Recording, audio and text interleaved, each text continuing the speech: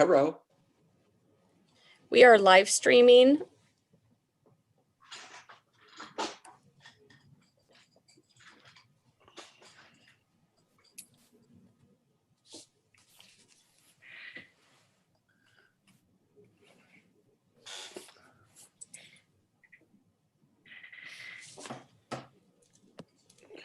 Hello, Michael. Hi. Can you hear me? Yes, I Hey, think. John Jex, how are you? Marcia, I like your background photo. Thank you. Yep. I like yours. Mine? I don't think I like the sarcasm. All right, so we are live streaming and we are waiting for Director Jordan. Hey, Marcia, while we're waiting, so I'm using the cursor on this screen, and what I just called you about. Yes. So how do I do that again? In the upper right corner, Okay. you will see. Oh, okay. I see it now. I'm going to try it now. Yeah.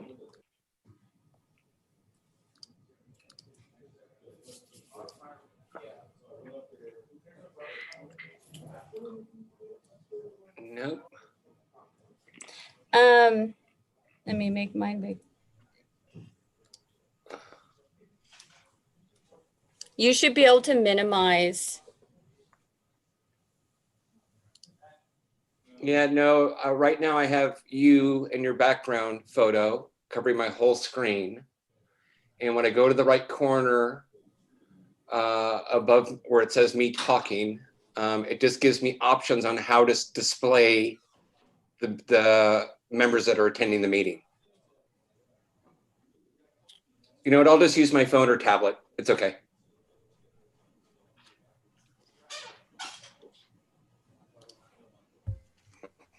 Hello, Craig. Welcome. Hey, how are you? Good. You got a heck of a haircut. No, it's there.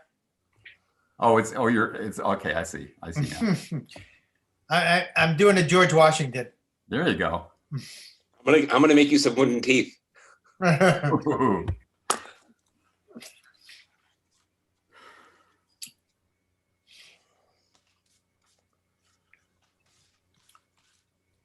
Hello, Greg. Come in, Greg. He's muted. Muted. Is he? I don't even see him attending right now. Yeah, he's there. The phone. There. My I think phone. he's mute. I think he's muted.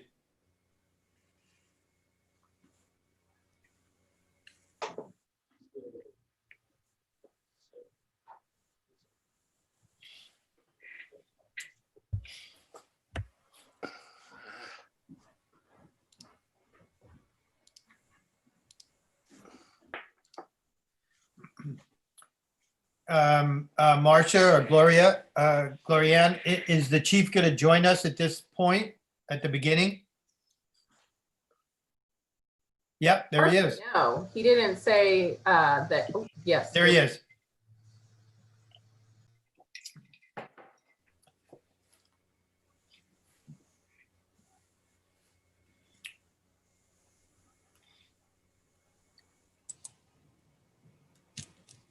Hello, Chief.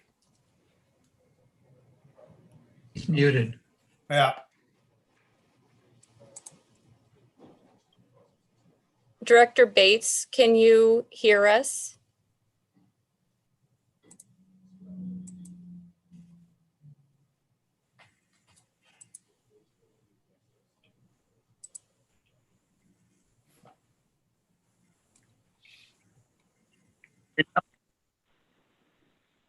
How about now? Can you hear me? I can hear you now. Yes. There. Thank you. Did you call in twice? No, I do the audio over the phone. I call in on that. Then I have a tablet that's got the meeting up for visual.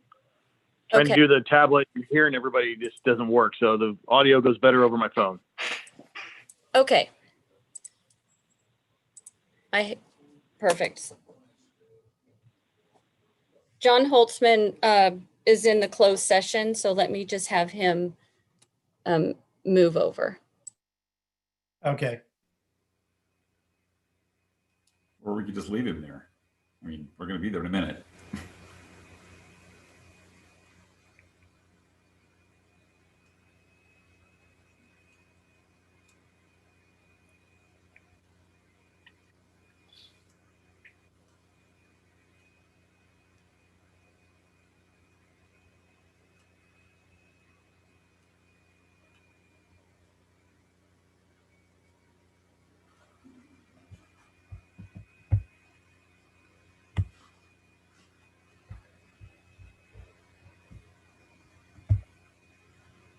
Mr. Holtzman is going to wait in closed session. Okay. Sense. All right. So are you ready to get started? We are. Okay. This is, Sorry, let me just start the recording. okay.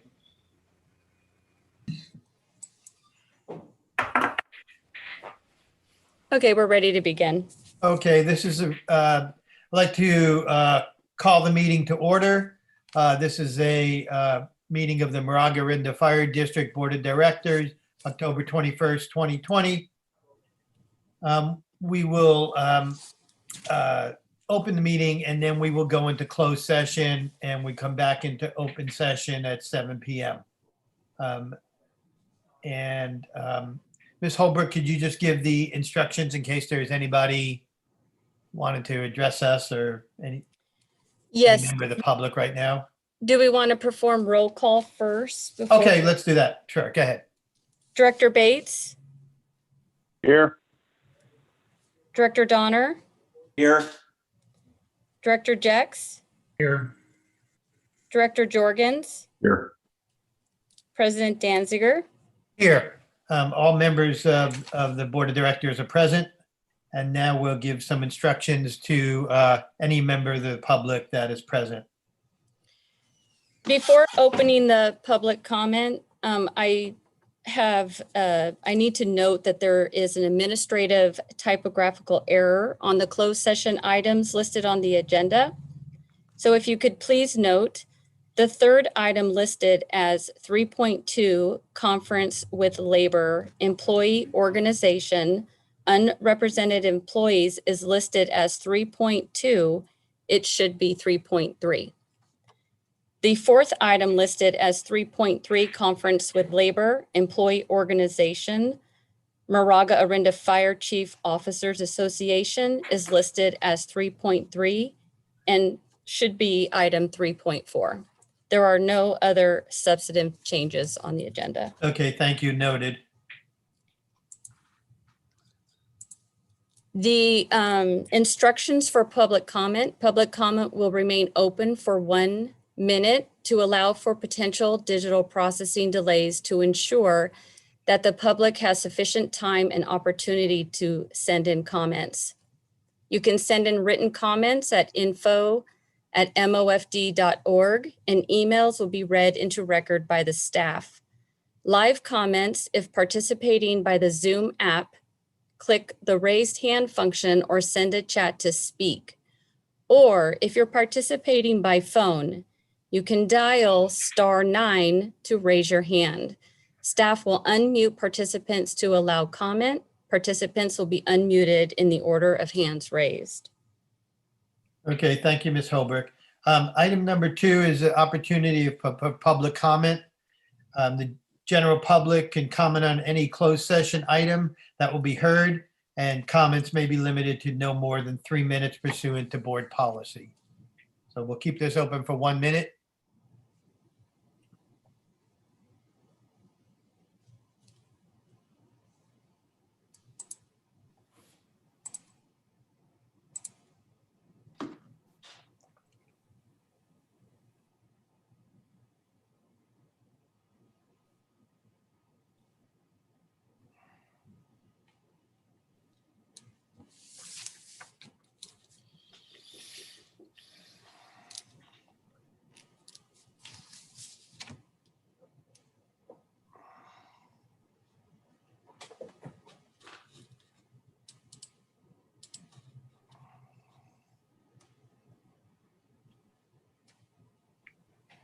That concludes our 1 minute. We have not received any written public comment and we do not have any hands raised. Okay, thank you. We're going to close this portion of the regular meeting and we're going to go into closed session. And we'll be back at approximately 7 o'clock to open the regular meeting. So directors will exit here, leave here, and enter the closed session.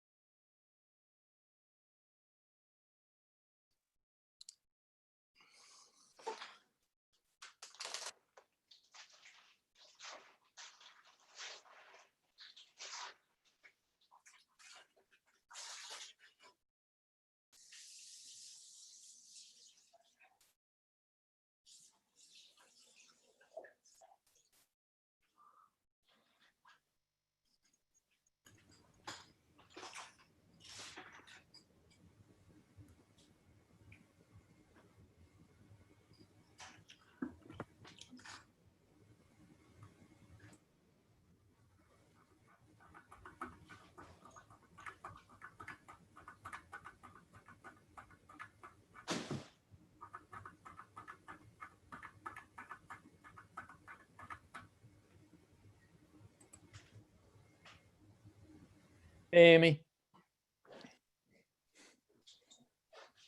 Hi. Hi. So this is, so our item will be, I think it's the second. item. Okay.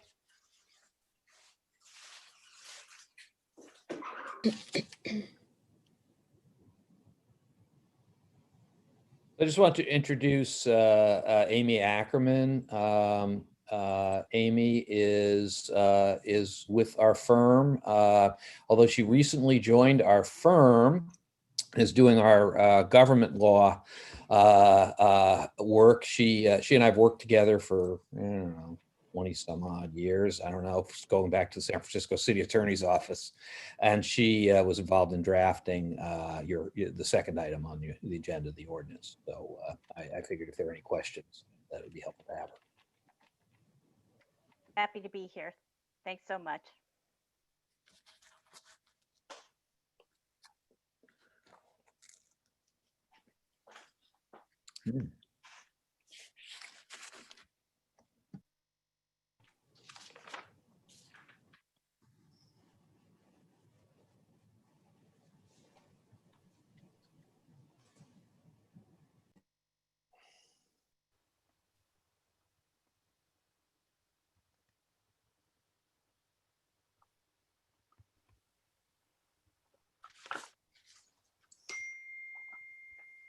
Okay, hello, everybody.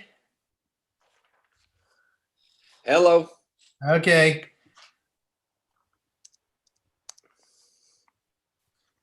Let's see. Ms. Holbrook, are we live? We are live, and I am moving Director Bates into the panelists. I Okay, just need one moment. okay.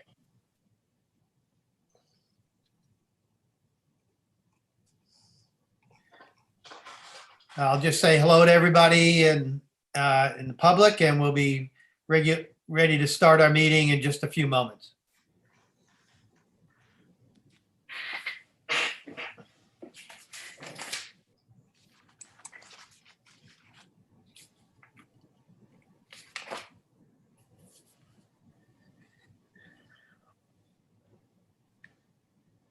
Hey, Steve, you can hear me now? Yes, Thank you. Awesome. that's Director Bates. Was that Greg Bates, Director Bates? Yes, I am here. I'm back on. Gotcha.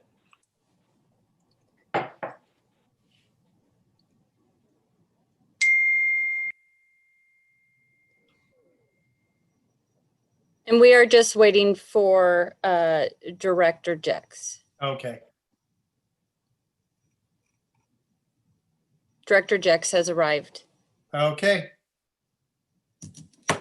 Okay, we ready? I'm going to reconvene. Are we ready? Ms. Holbrook, we ready? We are ready. Okay. Welcome, everybody. This is the regular meeting of the Moraga-Orinda Fire District Board of Directors for October 21st, 2020. I'm going to reconvene the meeting, and I'm going to call the meeting to order right now. My name is Stephen Danziger. I'm the president of the board. And Ms. Holbrook, can we please do a roll call? Director Bates, Here? Director Donner, Here. Director Jex, Here. Director Jorgens, Here. President Danziger. Here. So all directors are present. Item number 5 on the agenda is report of the closed session that we just completed, and I have nothing to report, no actionable report at this point. Item number 6 is public comment for items not on the agenda. Ms. Holbrook, could you please give instructions to the public? Public comment will remain open for 1 minute to allow for potential digital processing delays to ensure that the public has sufficient time and opportunity to send in comments. Written comments can be sent to email at info@mofd.org. Emails will be read into record by staff. Live comments can be made if participating by the Zoom app, click the raised hand function or send a chat to speak.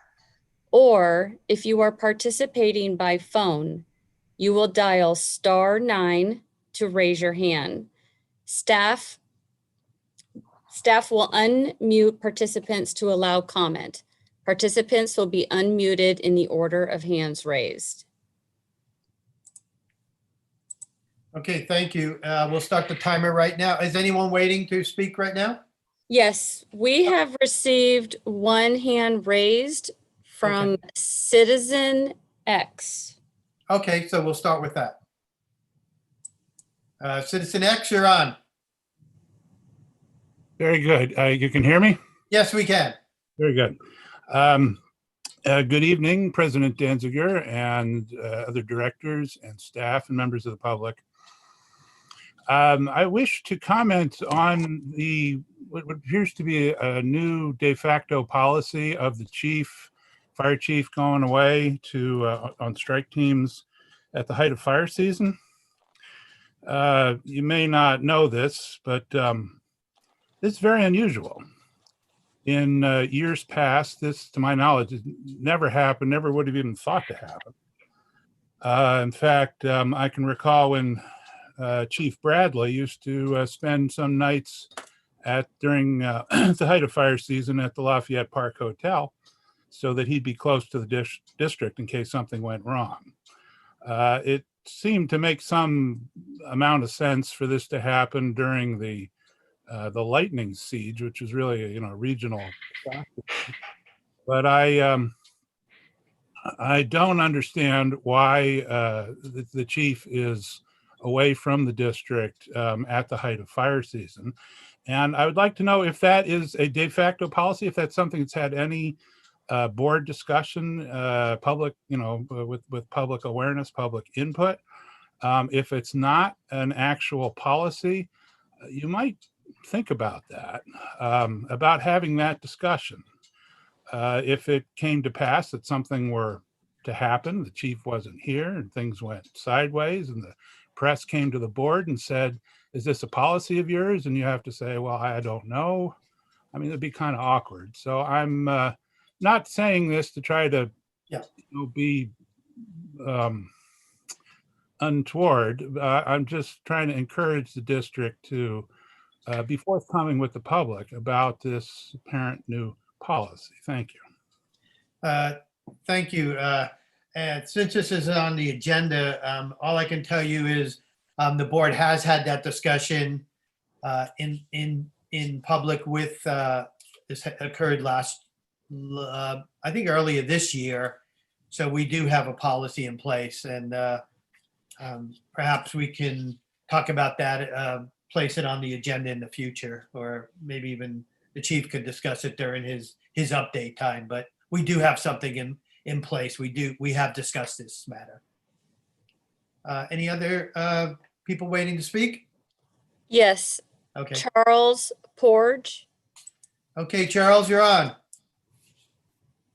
Good evening, gentlemen. I would like to hear from the chief how the chipper program is going, how many tons we've removed so far, and how big a backlog of requests for service there is. I'm very interested. I did not see it specifically on the agenda, so I don't know if it will be addressed. Thank you. Thank you, Charles. I believe it will be addressed by the fire marshal during his report today. Chief, you're muted.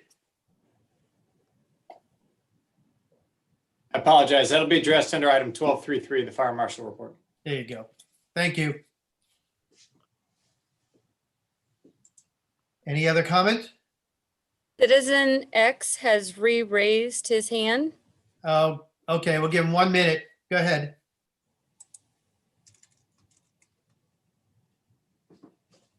He's on mute. Yes, he has to unmute himself. My mistake. I apologize. President Danziger, I was confused by your response, and I was hoping you would clarify for me 2 points. You said that this topic would be on the agenda, tonight, and I'd like to know where on the agenda that would be. And you said it was discussed before.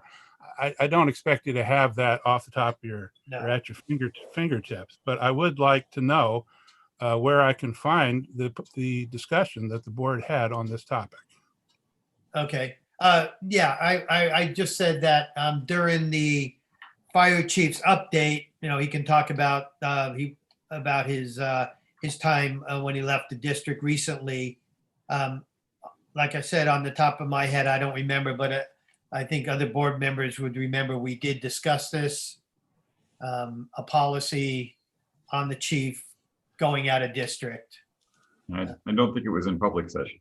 Oh, it was enclosed? I think Part so. of the evaluation? Is that what we're? It's think so. included in my contract, which is the public documents were discussed on an annual basis. Okay, got it. So that's where it is. Okay. Anything else? Any other comments? Ms. That- Holbrook? That concludes our public comment. Okay, thank you. I'm going to close item 6, which is public comment. Item's not on the agenda. Item number 7 on the agenda is public hearing. A public hearing to consider the proposed revision to the schedule of fees for district services and adoption of resolution 20-14 modifying the schedule of fees for district services. Good evening, directors. Item 7.1, the item before you is to adopt resolution 2014, a modification of our fee schedule. Background: on January 8, 2020, the district adopted resolution 2001, revising a schedule of fees of district services. This update was based on the consumer price index changes for all urban consumers, San Francisco, Oakland, Hayward, California region. With the adoption of the new fire code MOFD ordinance 2001, there's a need to add new fees associated with the fire code section 325.9.10, sale or transfer of property. Using the district's existing online system, property owners are able to self-report compliance with the fire code and check status with no fee. As a courtesy, prevention staff has added additional functionality to allow real estate professionals to check property status using this system with no fee. In addition to these methods, there may also be cases where staff will have to perform in-person inspections and educate the property owner on the scope of work required for compliance with the fire code. There may also be times when the buyer or seller decides to bypass our systems, the self-service system, and calls to check the property status. For this reason, staff recommends updating the fee schedule. The district also has implemented an online payment option, and in addition to paying by check in the response to COVID-19 and improved efficiencies for plan review, operational permits, and other fee-based action. There's a need to recover the user fees charged by the credit card processing company. Staff recommends the board adopt the proposed new fees effective October 22nd, 2020 as follows. Property sale or transfer online self-check, no charge. Property sale or transfer online on-site first inspection, $150 fee. Property sale or transfer on-site re-inspection, $200 fee. Seller or buyer phone or over-the-counter compliance check fee, $20. Online payment, debit, and credit card use fee would be 2.45% of the gross volume. And online payment HCH/eCheck user fee, $1. Staff recommends opening the public hearing to discuss and deliberate. Okay, thank you very much, Fire Marshal. So at this point, the open public hearing is taking place. So is there anyone who would like to speak on this matter? This would be your opportunity pursuant to the instructions on the screen. I have started the timer. Okay, good.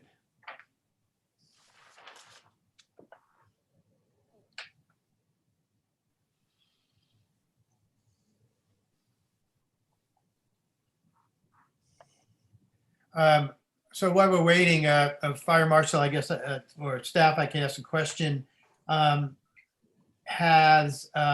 Were the title companies or real estate brokers notified that this item of any way would be on the agenda other than posting the agenda? Just posting the agenda. Okay,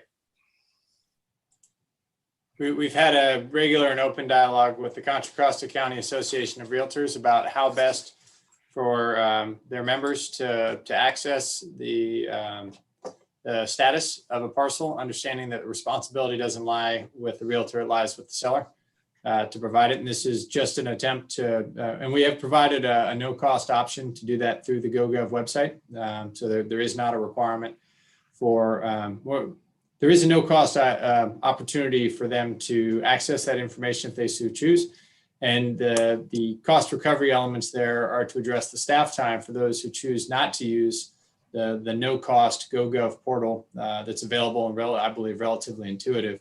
For those who do want to either have a phone or other engagement that results in staff having to look up this information, which is readily available, there is a fee associated with that. And that's done to, one, to recover the cost of the time that is spent doing that, and two, to encourage people to use the no-cost portal. As we've talked about before, there are a finite number of resources that the district has, and there's an even more finite number of administrative and fuel mitigation, fire prevention resources. So every minute, every moment, every time period that is spent looking up this information, which can be accessed through a self-help mechanism, that's time that's not spent out doing the other critical work that only these folks can do. So we're really seeking to maximize the amount of time they're able to spend on the street, either chipping or issuing citations or following up, and minimize the amount of time they spend in the office behind a computer looking up things that can be accessed through a self-serve portal. okay, thanks, Joe. Our 1-minute timer has ended. We do not have any hands raised. We have not received any written public comment. Okay, thank you. So I'm going to close the public comment section. I have a question. Is there an option? I know it's small, but we have an online payment check fee of $1. We have a online payment debit and credit card user fee. Is there an option for someone actually, well, maybe not now, so I'm just going to ask it for hopefully in the future, near future, can someone just come in the office and hand you the money or write you a check without paying a fee? That historically, pre-COVID, that was the primary way. In fact, our ability to accept online payments is a very new development for which a great deal of credit goes to staff. It's harder to set that up than you would think, and they did a great job figuring that out. So pre-COVID, that was the primary way we accepted money. Obviously, in the current environment, where we seek to limit the interaction with staff with members of the public and reduce things that bring people into our office as a precaution against COVID. That said, as eventually COVID wanes, we certainly will reopen that option as the district office reopens for public over-the-counter stuff. The other challenge is because the administrative staff largely continues to work remotely due to the limited space and the lack of ventilation that we have in the administrative office. On a daily basis, the fire prevention staff, myself, are the only ones in the office. The fire prevention staff are often out and about. And quite frankly, I don't know how to process the check if it were to come over the counter. So at the current time, we're just not staffed to receive payments that way, but we look forward to being able to restore that service as we return to a more normal staffing model and reopen the administrative office. Okay, thank you. Chief, do we, for the re-inspection fee, while I understand the idea that you'd kind of like people to do it right the first time and try hard, and there's a disincentive if you have to pay more the second time, given that we're not supposed to make money on these things, are we actually doing more work the second time? Because I would assume we're actually doing less work the second time. Yes and no. Typically, the second trip out is more involved because this now means the person either is unable or unwilling to use the self-report, which is simple as taking 5 pictures and sending them in. And so experience has shown the second trip tends to be significant longer amount of time spent on site, mostly having to do with there's now a back and forth. There's a lot more. Quite frankly, there's an attempt to convince the inspector that what has been done is enough, and that the folks who have done everything that was required, at least our experience has been, submit pictures, 5 simple pictures, that show the state of the property, and that obviates the need for the reinspection. Any other questions from directors? Hearing none, I'm going to close the public hearing and ask for a motion. Motion, Someone's on mute. I'll move that we pass the resolution. second, Second the motion. second by Bates, motion by Jorgen, second by Bates. And we'll do a roll call vote. Director Bates, Aye. Director Donner, Yes. Director Jex, Yes. Director Jorgens, Yes. President Danziger. Aye, the motion passes. Item 7.2 is a public hearing on adoption of urgency ordinance 20-04, requiring electrical utilities to provide notice of work in high fire risk areas and restricting certain electrical utility work during red flag warning periods. And before I begin, President Danziger, if I just want to go back, I should have mentioned, I apologize for the oversight. Checks can still be mailed to the district, so that if a member of the public wants to pay a bill and does not want to use the online or electronic, we continue to accept mailed checks for payment.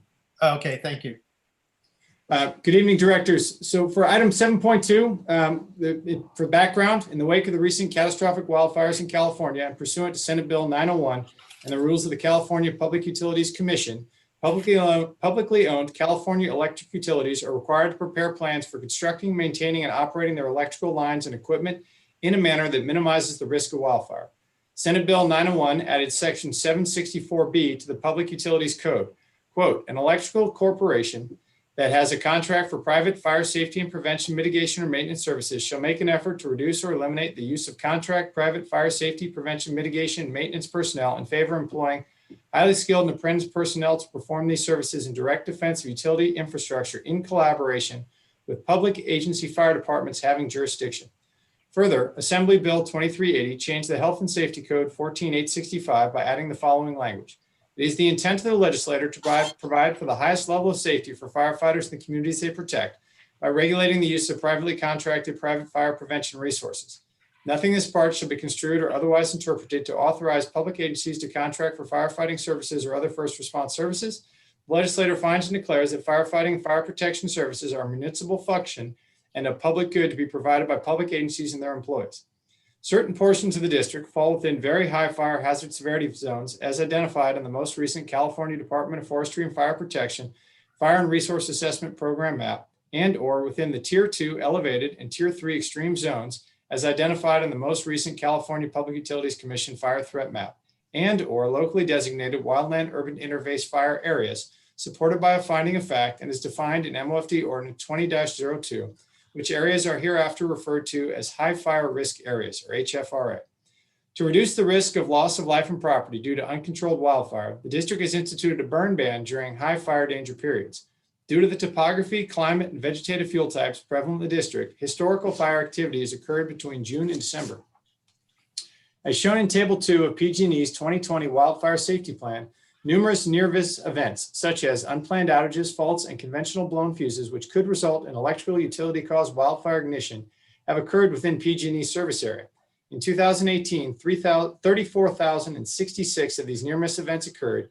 An additional 20 events resulted in utility-caused ignitions, which burned 167,162 acres, resulting in 85 fatalities and the loss of 18,805 structures. In 2019, 46,105 near-miss events occurred, while 21 utility-caused ignitions burned 79,959 acres, resulting in the loss of 374 structures. Staff recommends that given the substantial risk of wildfires, the district, in order to ensure the public safety and for the district to carry out its duties as the exclusive provider of fire prevention, fire suppression, and emergency response within its service area, any electrical utility engaging in SIPT or otherwise engaging in fire safety prevention or mitigation services in an area designated as a high fire risk area during any time between June 1st and December 1st, or when the district has imposed an open burning ban, must provide notice to the district. And directors, as you see in the ordinance, there's really two elements here. One is that if work is being done by an electrical utility that their own risk mitigation and threat analysis suggests is hazardous enough to warrant the deployment of a SIPT, which is a crew made up of PG&E utilities in a vehicle that is equipped as a Type 6 fire apparatus, carrying fire suppression tools and being deployed to that site due to the risk that they have assessed that the work there could lead to an ignition that would cause a wildfire to start. If that is occurring and PG&E is carrying out work that is dangerous enough that they believe it is important enough and has enough risk of starting a wildfire that it merits the deployment of an SIPT team, the district believes we should be informed of that fact so that we're aware, one, that they are carrying out work that reaches that threshold, which is not a threshold which we are in a position to determine or assess, but we believe the deployment of the SIPT team is a good indicator that the work is high hazard and we should be aware of it. And furthermore, we should be aware of the presence of essentially firefighting crews, folks that are there in order to carry out, to suppress a fire in its late stages and are operating equipment that looks and operates as fire engines, in this case, Type 6s. We believe the district should be aware of that. We believe that that is a reasonable requirement given that SB 901 directs public electrical utilities that are doing this work to collaborate with local fire districts. We believe notification is a necessary first step towards collaboration. And then secondly, we are concerned, as I believe the district, the boards have heard from many members of the public about carrying out work of any kind really that impacts both the roadway and has the potential to start a fire during a red flag day. Just recently, a couple weeks ago, we saw 20 acres burned in Moraga by a resident out using a lawnmower. So something as innocuous as using a lawnmower can lead to a significant fire. Well, we're further concerned that work that is being done, non-emergency scheduled work. So not emergent stuff, not things having to do with something has gone wrong, but scheduled non-emergency work that is reaches the threshold that it requires the deployment of an SIPT team. We believe that should not be done in the high fire risk areas of the district on a red flag day. There are other areas that work can be done, particularly we're talking exclusively about scheduled non-emergency work. And we think that it's given how relatively few days of red flag that we have, that it's not unreasonable to ask that this scheduled work is not performed on those days in order to reduce the community's exposure to utility caused wildfire. Thank you, Chief. Appreciate that explanation. This is something that I think is certainly warranted. This is a public hearing, so the public hearing is open, and at this point, we'll take any comments from anyone who would like to address the board on this matter. I have started our timer. Okay, thank you. Keep it open for 1 minute.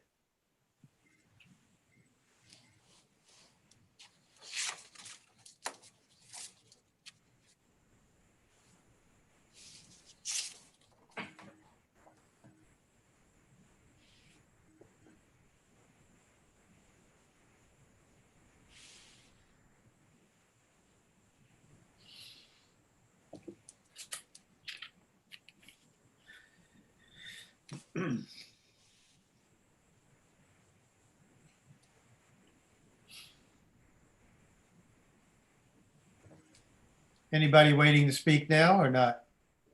No, we have not received any hands raised Okay. or written public comment. Okay. Our timer has ended. Okay. Thank you very much. I'm going to close the public hearing on agenda item 7.2. Directors, this opportunity to ask any questions? Yes, Chief, Director Bates here. Yeah. So it says in the PG&E's got to work in collaboration with the district, correct? Correct. Would that be working in collaboration, the picking up the fee for upstaffing engines when they're doing this hazardous work? Could that be a possibility? That could be. Obviously, that we did not include that component because that would require placing an engine on site, making a commitment to do that, and given our staffing levels, I'm not I'm concerned about our ability to reliably staff an additional engine, particularly if it's done for odd periods of time that don't align with our shift change.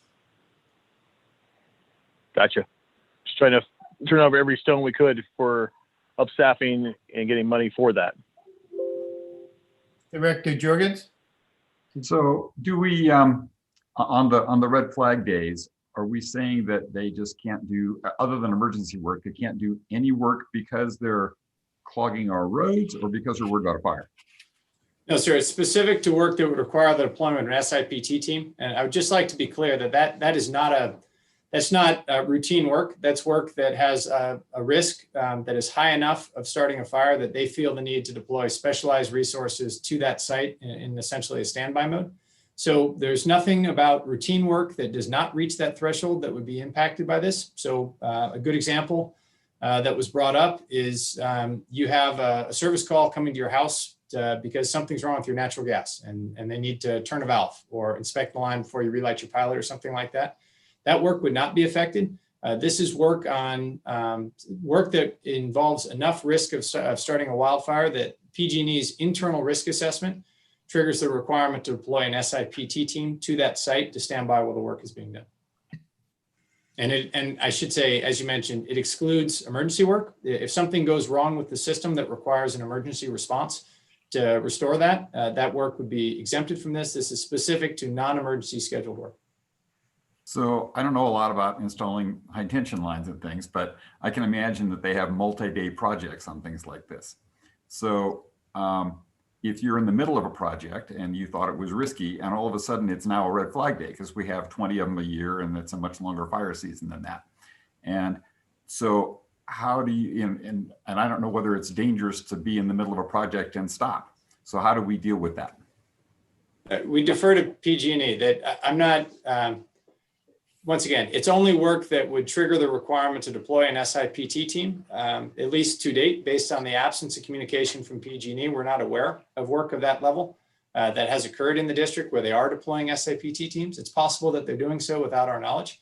But from my understanding of their activity in our area, this is a very rare event that they're deploying an SIPT team because those teams aren't deployed for routine work. They're only deployed for work that is extremely dangerous. And has the potential, extremely dangerous with regard to starting a fire.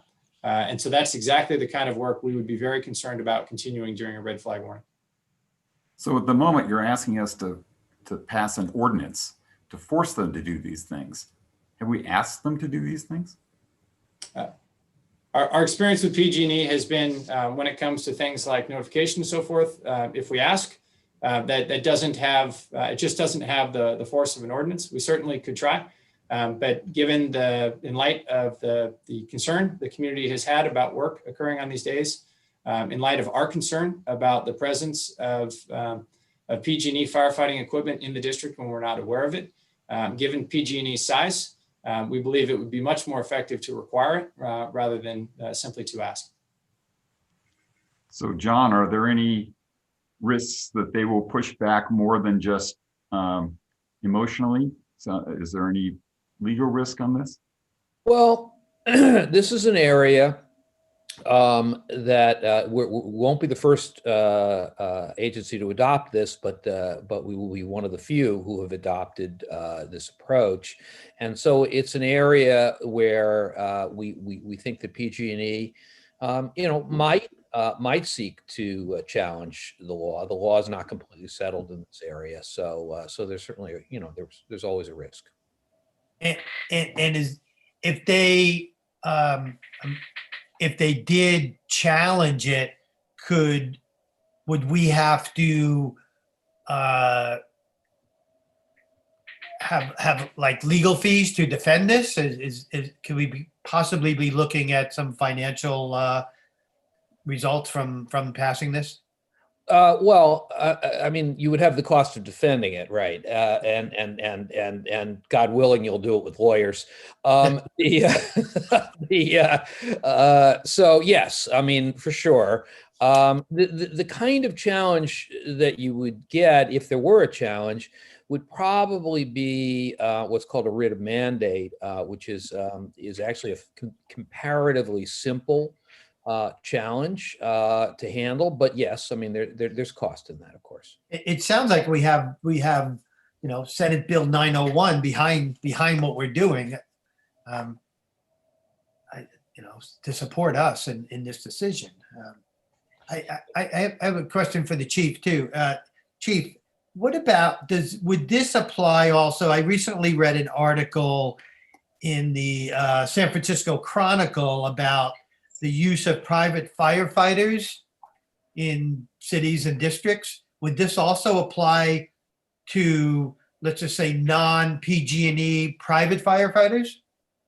No, this is specific to public utility SFPT teams. Private firefighters, if their private firefighters are deployed in advance of a fire's arrival to do landscape management, fuel mitigation, those sort of things, then that's fuel mitigation, that's landscaping. We support that. In the event of an emergency, private firefighters will not be allowed into the district because they are operating independently. They're not part of our communications plan.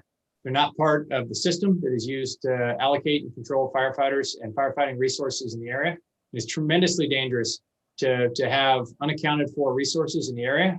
I'm sure we may all have seen recently CAL FIRE physically detained people who were lighting uncoordinated backfires inside the glass fire area. That's very, very concerning to us. And the solution to that is, as the exclusive purveyor of fire suppression in this area and the coordinator of the regional professional firefighting response, that's who is limited to the fire area. But if your insurance company has a private firefighting force, that's not something that is going to be able to respond into the district. They're not coordinated with regard to evacuation routes, deconflicted from civilian traffic getting out. Those are resources that are better used on slow-moving fires, like you would see up in the foothills, or say in the second week of one of the slow-burning fires up in Napa and Sonoma, where there's lots of time to prepare. There's lots of space. There's a very low density of firefighters. The few occasions I've come into contact with them have been in places like a very large winery a week into the Atlas and Tubbs fire. There were private firefighters deployed doing structural defense at some of the large wineries. That was clearly a different scenario than what we see in this area, where if you look at the major fire history of the 1923 Berkeley Hills fire, the 1991 Tunnel fire, those are 12-hour fires. And so in the compressed time frame and the very limited surface roadway we have available to get residents out and fire engines in, it is a tremendously bad idea to allow unaccounted for additional resources operating in a firefighting mode in that area. Okay, I guess we know what your position is on private firefighters. So, Hey, I have another question on the ordinance itself. Under penalties, section 4.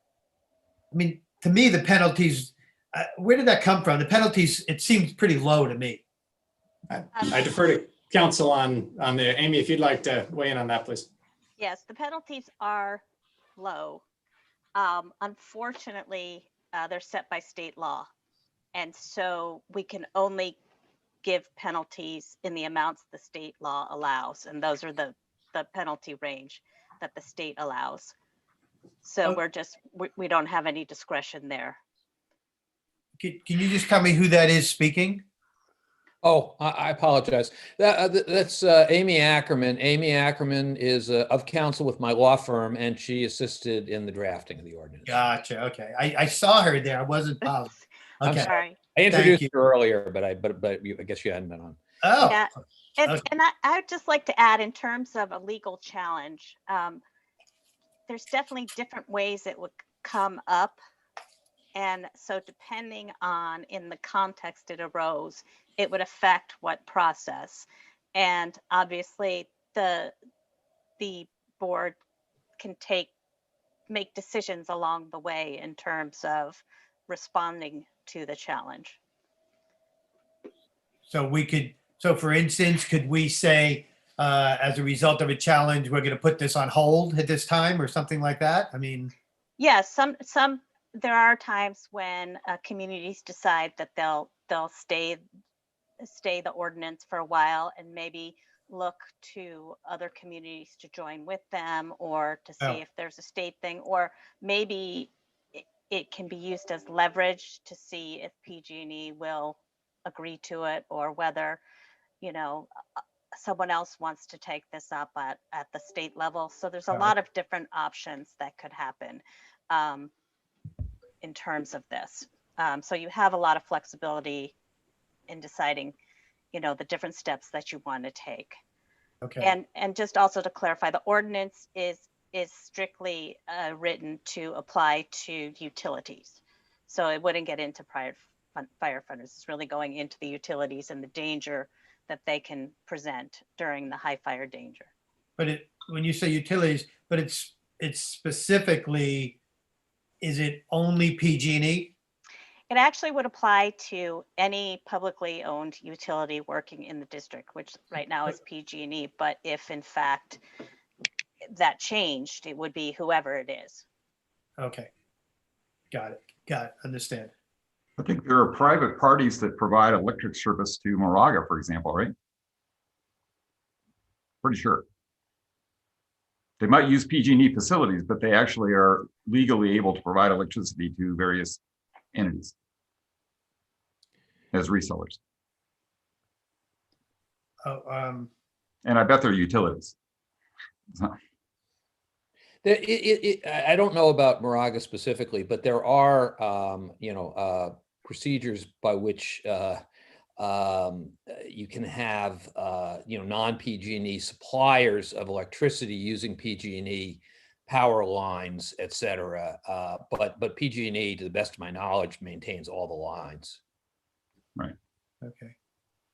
I think that especially during red flag days, on this board, we've gotten comments from citizens about work being done on their streets, and streets being blocked by equipment, and road work on Moraga Way and Glorietta, Moraga Road during, especially during red flag days. And I really think this would assist us in addressing that. And I think it's in the best interest of the community. So I'd be supportive. Chief, really quick, just to clarify on that point. This is not for the road work that's being done on Moraga Way that shuts down one direction, and it just happens to be a red flag day that day. That would not apply here. Is that correct, this ordinance? No, it would only apply to SIPT team deployment in support of electrical utility work. I mean, if that was a PG&E project, if they were burying lines or something, and they had a SIPT. But it would have to meet that qualification of, they have to feel it's dangerous enough to have that special team on site. That's correct. Correct? That's correct. It's intended to self-index that the utility inarguably knows more about the work they're doing and the relative risk of it, because they do it a lot. They know more about that than we do. But we defer to them, and we think the trigger, that if it triggers their threshold to deploy an SIPT team, that's reasonable, one, to notify us of that in accordance with the collaboration requirements of SB 901. And we also are concerned in the high-risk fire areas about the potential of that type of work that has been identified by their own procedures as being hazard enough to warrant the deployment of an SIPT team. We are concerned about that work starting a fire, which given the topography and the limited road widths and the fire history in the HRFA areas of the fire district, we're concerned that has the potential to start a fire that could rapidly spread out of control and threaten both lives and property. Okay. Correct. Yes. No, that's the SIPT team. I think this is a great ordinance, the good first step. Is there a way in the future to apply this to evacuation routes? In terms like, if they're going to do some work, any public utility is going to do work on a major evacuation route, it becomes a red flag day, would we be able to rewrite this ordinance or even apply this ordinance to that? I defer to council, but I don't believe so. By virtue of state law, evacuation is a police department function, and the management of the roads associated with evacuation, that's also a police department function. So the coordination for road work is done through the city of Orinda, or the town of Moraga for that matter. And therefore I defer to council, but I believe it would be most appropriate for the entity that is responsible for that work and for the overseeing of it, that being the city and the town, for them to take action if they wanted to restrict the ability of whomever is doing work for whatever reason that could impact an evacuation route. Gotcha. Okay, so maybe that's something we can move forward with in the future, is talking to the city and the town. That's a big concern that I'm hearing out here, is when it's a red flag day, the evacuation routes are partially blocked, and it just always seems to be on those random days. But I would like to see that in the future if we can. And I think that would be an excellent opportunity for the board's liaison to the town council and the city council to engage that. That's certainly a concern city staff has heard, but it probably best move forward from at the elected official level. It was discussed at the last, or one of the last, Orinda City Council meetings, I know, several times. Both the next to the last one and ones prior to it. And we do have a subcommittee meeting coming up. I believe it's the end of next week, and so I'm sure Craig or I will be sure to bring that up as well. It's a very expensive proposition to change that, just so we're all, I mean, it might be really a good idea, but it's also very expensive. Okay. Any other comments from the board on the ordinance?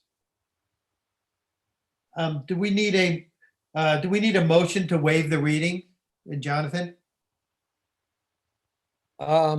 It's an ordinance, so it takes 2 readings. So you can adopt it on first reading, and then it will appear unless Chief, this is not an emergency ordinance, right?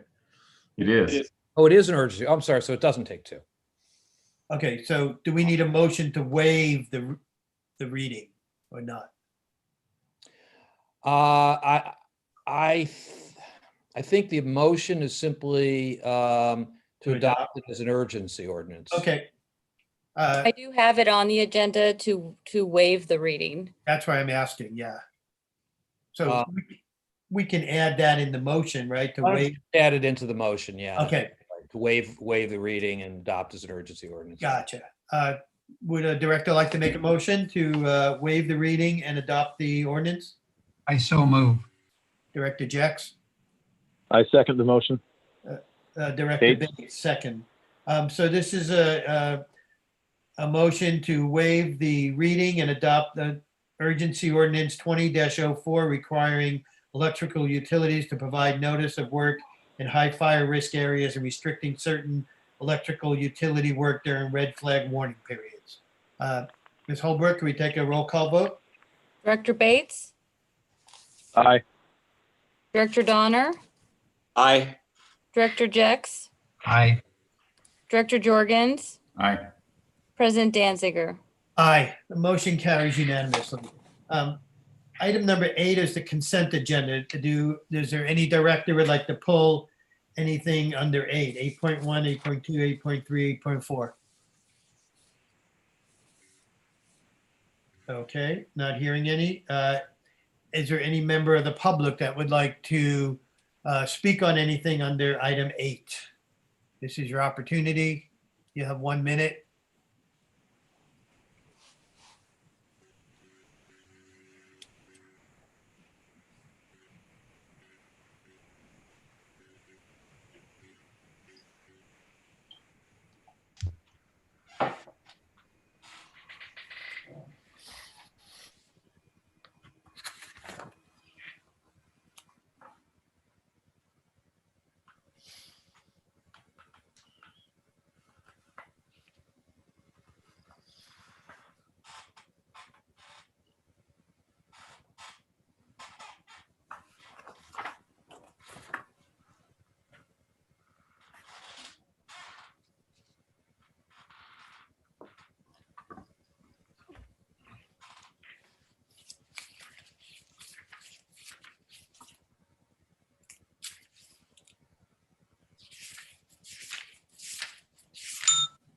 That concludes our 1-minute timer. We do not have any written comments or raised hands. Okay, thank you, Ms. Holbrook.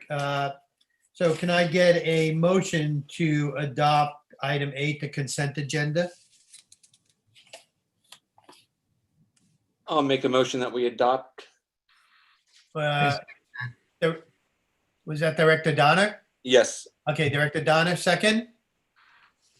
Director Jacks, yes. Director Jex, a second. Okay, roll call vote.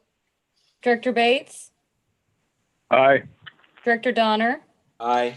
Director Jex, Aye. Director Jorgens, Aye. President Danziger. Aye, the motion carries unanimously. Item number 9 is a proclamation. Gives me great pleasure in noticing this proclamation honoring La Miranda Community Emergency Response Team for their work. And who's speaking on this? Chief? Absolutely. It's a great Okay. pleasure. Thank you. And I would like to recognize members from the CERT program who are attending. Marcia, if you could please upgrade Duncan and Julie who are with us tonight. Move them into the panel, please. Hello, Duncan and Julie. Hello. Hello. Hello. Great. Well, allow me then. Thank you very much for joining us. And if you will bear with me, it's with great pleasure that I read a proclamation honoring the La Miranda Community Emergency Response Team for educating citizens about disaster preparedness and basic disaster response to emergency situations. Whereas La Miranda CERT provides far-reaching support to groups in Albany, Berkeley, Crockett, El Cerrito, Kensington, Emeryville, Lafayette, Livermore, Marin, Martinez, Moraga, Napa, Newark, Oakland, Orinda, Pleasant Hill, Pleasanton, Richmond, San Francisco, San Leandro, San Mateo, San Ramon Valley, Santa Clara, Solano, Sonoma, Union City, and Walnut Creek.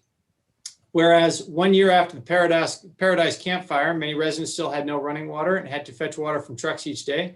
The La Miranda Community Emergency Response Team donated 285-gallon Samson Stacker drums on 2 pallets, plus associated parts for distribution throughout Butte County. And whereas CERT has generated gross revenue of $446,033 since 2015 through the sale of 24,617 drums with 173,560 gallons of storage, 159 2.5 ABC extinguishers, 749 5-pound ABC extinguishers, and 3 10-pound ABC extinguishers, and use these funds to support other CERT teams and other La Miranda preparedness programs. And whereas CERT offers a consistent approach to volunteer training by providing certification training from 2011 to 2020, graduating 792 participants. And whereas CERT promotes public awareness and educates citizens by meeting monthly and hosting workshops such as the La Miranda Safety Fair with fire extinguisher training for youth and Stop the Bleeding training for the public taught by the foundation certified instructors.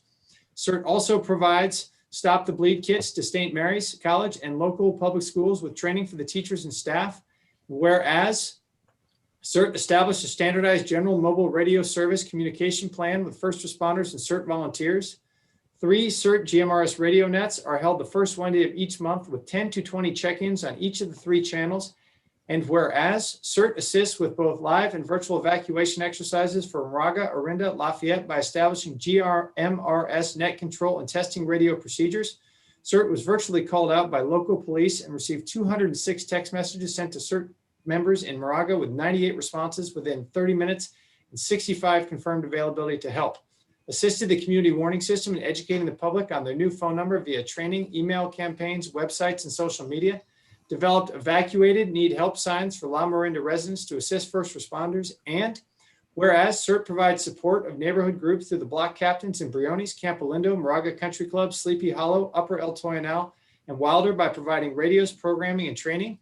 Now, therefore, be it resolved, the Moraga-Orinda Fire Protection District Board of Directors and its employees do hereby thank the La Miranda Community Emergency Response Team and all of its members, past and present, for their dedication and service to our community. And I would like to add for the directors, before we turn it over to Duncan and Julie, we really had to work and to trim to get it down to 1 page because they have been so active and done so much good work. And that list of communities that they have provided drums and support to, it continues to grow. It is, I regularly get texts or phone calls from my peers in other communities, chuckling as the notice goes out through their CERT foundation, sometimes on the opposite side of a bridge, about a drum pickup here in Moraga being hosted by our CERT folks. So they've figured out how to do a lot of good things. And now they're sharing that, not only sharing the ideas and the experience, but they're sharing access to the hardware in a collaborative manner designed to make all of us safer, all of us better prepared, and reduce our regional exposure to negative things caused either by the lack of preparedness or training. With that, Director or President Danziger, I turn it back over to you, sir. Thank you, Chief. It's really a pleasure to be given this proclamation. Sorry, we can't give it in public and actually hand it to you, but here's fist bumps and elbows and everything. And as a graduate of the program, my wife and I went through it. I think at the beginning of this year, maybe it might have been the last class actually before COVID hit. I can tell you personally, how informative it was, how dedicated. Besides Duncan and Julie, all the instructors are just incredible. I learned a lot about it, and I have my Samson stackers. I recently received my FCC license for my radio. I'm doing my ICS classes, but I found out I already did those in a former job, but they were too old, so I had to redo them. So I'm doing that so I can take part in the call outs when you need volunteers sometimes in the future, personally, when I can take the CPR and first aid training. So, I'm sure other directors want to chime in, but, since I've recently done it, I just want to say thank you for all you do. And directors.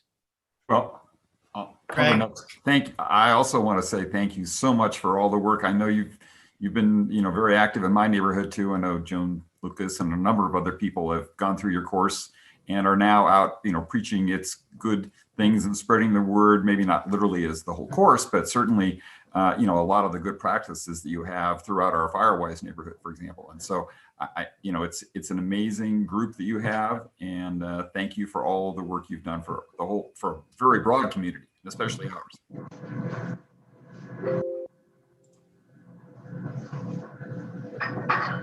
This is Director Donner. I'd also just like to say thank you for your continued support in our community and neighboring communities, and your dedication and your commitment to safety and preparedness is nothing short of amazing. So thank you very much.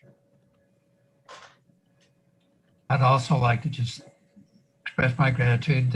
We're beneficiaries of purchasing some of your drums at storage water earlier this year. And we also, I listened to your meeting last week and I thought it was excellent, good information, and I thought it was well attended as well. Thank you. Thank you all, and thank you for sponsoring our team. We are very much in your debt because our previous sponsoring group was a little bit of a challenge to deal with, and having one sponsoring agency certainly makes life easy for us, and having a good physical location makes everything work very, very smoothly. Even today, we had a team of volunteers coming in, getting drums ready. We have new smaller drums, 2.5 gallon drums, and we had a team getting them ready to distribute on our November 6th and 7th distribution. And our list, as the chief pointed out, we have many CERT teams in the area that are receiving drums from us. This weekend, I am making a delivery to Healdsburg, and today we got an order from Woodside. So, and we have an order from Woodland also. So we have orders from all over. So people are very excited about being able to buy these low-cost drums from us. And we're really looking forward to being able to teach the curriculum, hopefully in the winter. FEMA came out with a whole new curriculum, so our county's team, the Contra Costa County Cities Citizen Corps CERT Committee curriculum subcommittee is putting together a whole new curriculum. So we'll have a whole new CERT program. Much of it's the same material, but it's revised and updated. And as soon as we can start teaching that, we will. Thank you, Duncan. Hey, directors, let's have a round of applause. Come on. Thank you. Thank you.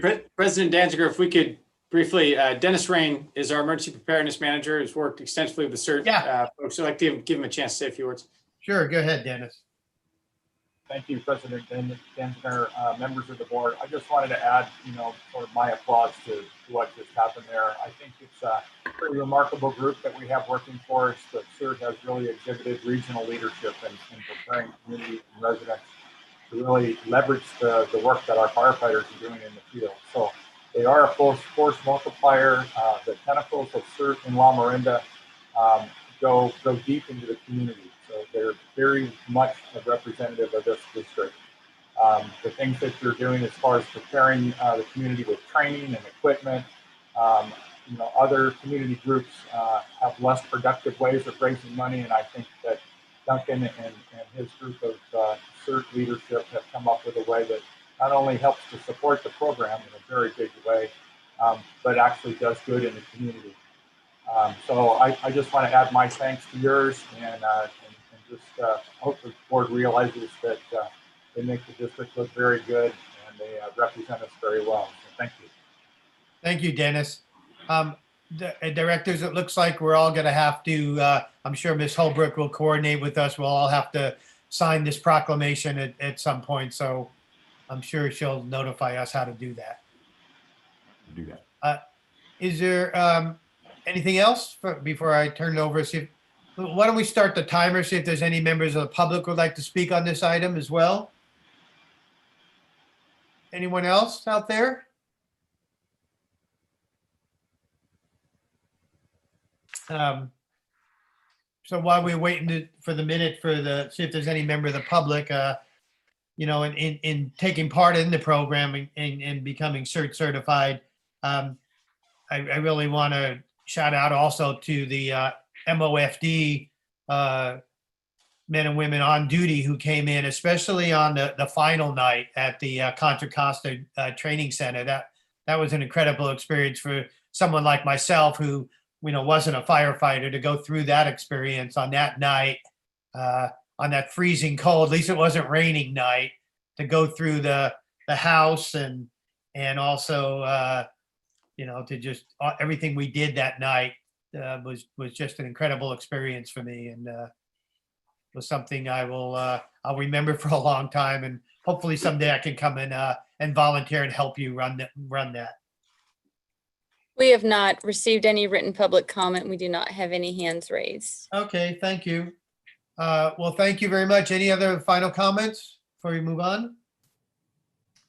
Okay, hearing none. Thank you. We'll make sure we get this proclamation to the appropriate people in the near future. Thank you, Duncan, Bye. Julie, Dennis, everybody. Thank you. Thank you. Okay.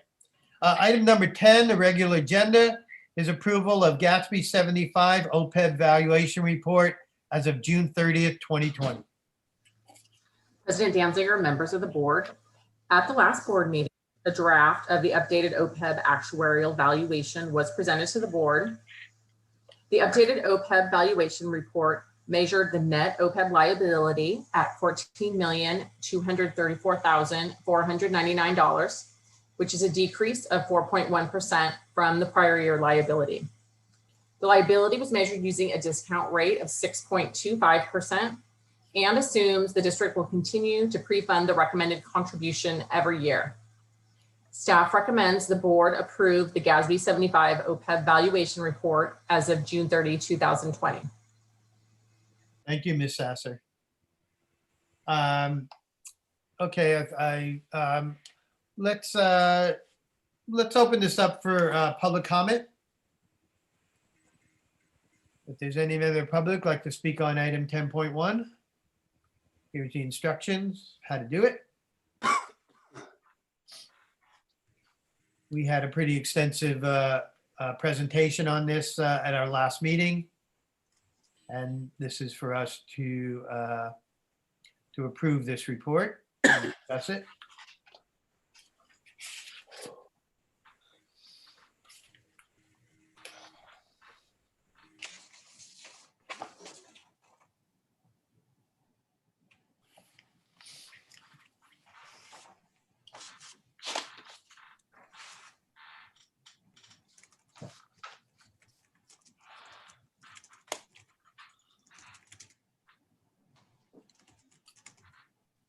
Ms. Sasser, especially for members of the public, is this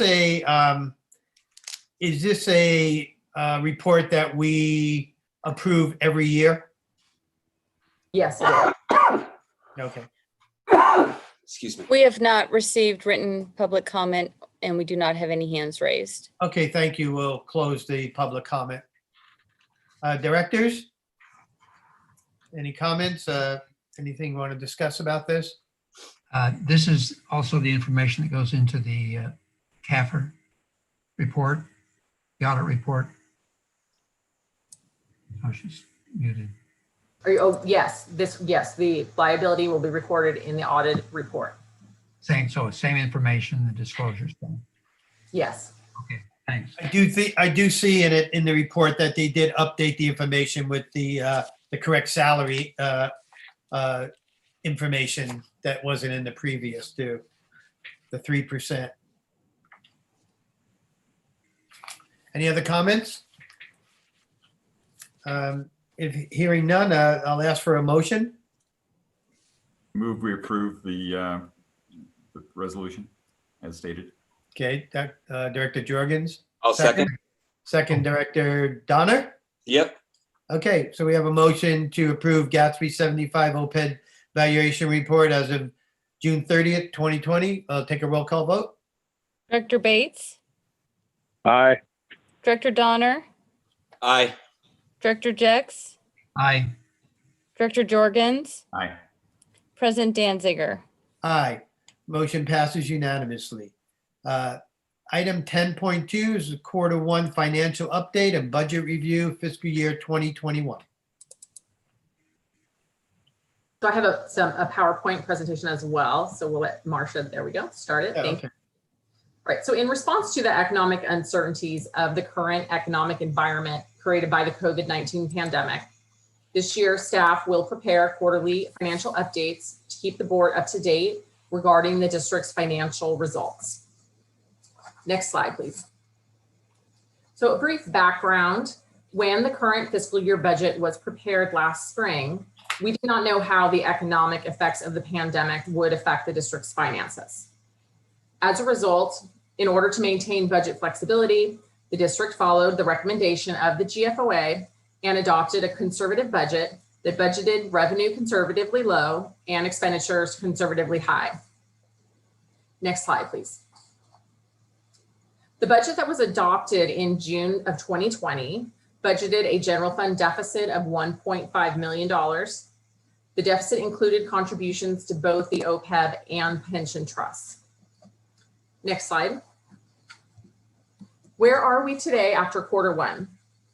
Looking at revenue on the left side of the slide, property tax revenue is projected to meet budget. Strike team revenue is projected to exceed budget $1.1 million due to significant strike team activity. From July through September, we had employees deployed throughout the state at wildfires. This has continued into October, resulting in increased revenue. Ambulance revenue is one of the revenue categories that has been significantly affected by COVID. I have another slide later in the presentation that will highlight some more of the ambulance changes. Through Q1, ambulance revenue is projected to exceed budget $278,000. Plan review revenue is expected to exceed budget $50,000 due to continued development in the Wilder development in Orinda. The right-hand side of the slide highlights expenditure variances. Salaries are projected less than budget, $149,000, due to 4 vacant firefighter paramedic positions. Strike team overtime costs, which correlate with the increased revenue on the left side of the slide, are projected to exceed budget $598,000 due to the increased activity. Overtime is projected to exceed budget $528,000 due primarily to increased leave usage. Retirement contributions are projected less than budget, $336,000 due to 4 vacant firefighter paramedic positions. Next slide. Based on the updated projections through Q1, the projected deficit has decreased from 1.5 million to $657,000. Next slide, please. This graph reflects general fund revenue by month. The orange line shows budgeted revenue. And behind the orange line, there's a green line, which is the actual revenue that's trending higher than budget and higher than the prior year, which is illustrated with the red line. Next slide. This slide graphs general fund expenditures by month. The green line illustrates the current year, and it's trending above the orange line slightly, which is the budget. The green line is also higher than the prior year, which is illustrated with the red line. Next slide, thank you. So this is the ambulance revenue. So we'll start with with looking at the bars. So if you notice, the bars are highlighting the number of transports by month. So you can see, if you look at the right-hand side of the graph, the orange bar from March to April of 2020 reflects the significant effect of COVID and how our ambulance transports significantly decreased and remained at that lower level. Then you can see, if you go to the left side of the graph, so for this Q1, which is the blue current year transports, you can see that they have recovered somewhat since the huge drop in April, but they are still less than the prior year, which is the orange columns. Then if you're looking at the lines, the blue line is the budget, which is budgeted conservatively at 600,000. The short gray line shows that we are trending slightly higher than that, but it's significantly less than the yellow line, which is the prior year ambulance revenue. Next slide, please. This slide is illustrating the district's cash and investments. So you can see that they are trending, we have more than last year, and it is trending, it's trending down until December, which is when the district will receive its next major cash inflow, which is the property tax revenue from the county. So it's projected that we will have enough cash to get to December, when we'll get our next property tax revenue without having to use the teeter plan. Next slide, please. The district budgeted $150,000 for expenses related to COVID-19 for this fiscal year. So through Q1, $7,000 has been spent. Next slide, please. So this is the last slide. So looking ahead, in order to keep the board updated about the district's financial results, after Q2, staff will present the mid-year budget review and budget adjustments. And then we'll do 2 more financial updates at the end of Q3 and Q4 this year. So this concludes my presentation. Thank you, Ms. Sasser. This is a good overview. Directors? So, Glorianne, you back on one of the earliest slides when you were talking about how much extra we had, how much more we'd spend, and how much less we'd received. One of the lines was overtime, and I think you said it was because of people taking leave. Is that what I heard? It was like $568,000. Correct. So you'll recall that I think it was last April, after COVID hit, then the board granted a one-time increase to sick leave. And so that has resulted in increased leave usage, which has increased the overtime. Sorry, Gloria, let me just jump in there. That also includes the reason the additional sick leave was granted by the board was due to the potential for COVID and the need for people to isolate following either an exposure or if they present with symptoms. So as an example, we had a member test positive earlier in the year. That resulted in 23 exposures. All of those folks were off using sick leave pending the results of their test, which resulted in most cases, 1 or several days being off pending the return of those tests. So the increased leave usage, obviously it's always challenging to identify exactly what the root of any increase in anything is. But in this particular case, there has been significant increases in sick leave usage associated with preventive measures for COVID following either an exposure in the case of those 23 members that were off, or when a member is feeling sick. If someone's got sniffles pre-COVID, probably no big deal, come to work. In the current environment, we're certainly encouraging anyone who's not feeling well to remain home to protect both the firefighting force and the public that we come in contact with. And that leads to overtime, which is why we had the budget issue. I guess the question is how you made some forecasts about what was going to happen to our, financial or cash flow. We all obviously hope that, nobody else tests positive and there isn't some big surge in that, but there isn't a cure yet, and there's a big upswing in cases in the country, at least. Who knows about around here? So the question is, how did you forecast that? That'd be a $2 million hickey if it happened for the whole year. So $2.2 million, as a matter of fact. So that'd be a huge problem for our budget. Do you think we all hope it's not going to happen, but how are you projecting that? The challenge with projecting that is that projection is based on one, the unknowable swing in what COVID rates are going to do locally, and then the stochastic element having to do with how many of our members either are exposed or have other things as we move into the annual flu season that could cause them to stay home out of an abundance of caution, which we encourage to prevent exposing the rest of the force. So I don't know the answer to that because it relies on, or it's dependent upon those variables that I think would be very challenging to reliably predict. Yeah, well, I understand all that, but what did we assume? I defer to Gloria. Sure, I can look at that. So, all right, so for overtime, through quarter 1, we've spent $524,000. So my initial reaction was, okay, let's just multiply that by 4, then we're at 2 million something. But I didn't do that. I didn't go by 4. I did less than that. I'm projecting $1.6 million. And that was based on, I looked at what was used in past years. I looked at what was used this year. And you're right. And I fully, right, then and that's why we are doing these quarterly updates, because it is a very dynamic situation. There is a lot of uncertainty. So, right, overtime could be higher than what I projected of 1.6 million. Well, that actually sounds like a reasonably conservative, meaning high, I hope, number. Well, and if I may, just one to that point, sir, that on one of the slides Gloria showed with having to do slide 8, showing the ambulance and what we're getting versus what we're projecting. Remember that we made a deliberate decision, which the board adopted, to forecast ambulance revenue low based on the extreme lows we saw in the spring and the unknown of what was going to look like going forward.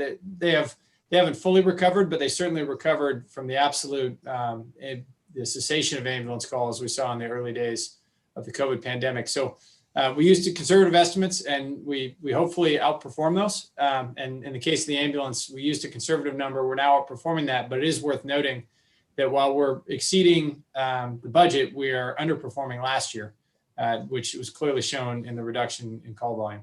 It's smaller than it was, but it's still there. So I just want to clarify that we're exceeding budget, but budget was set with very conservative estimates. We recently adopted a resolution to charge some of the urgent care facilities for ambulance calls. Have we seen any impact of that yet? I haven't seen any calls at them. So I think that's a positive impact, but it's really hard to say whether that is in response to is that part of our lower demand, I guess is the question.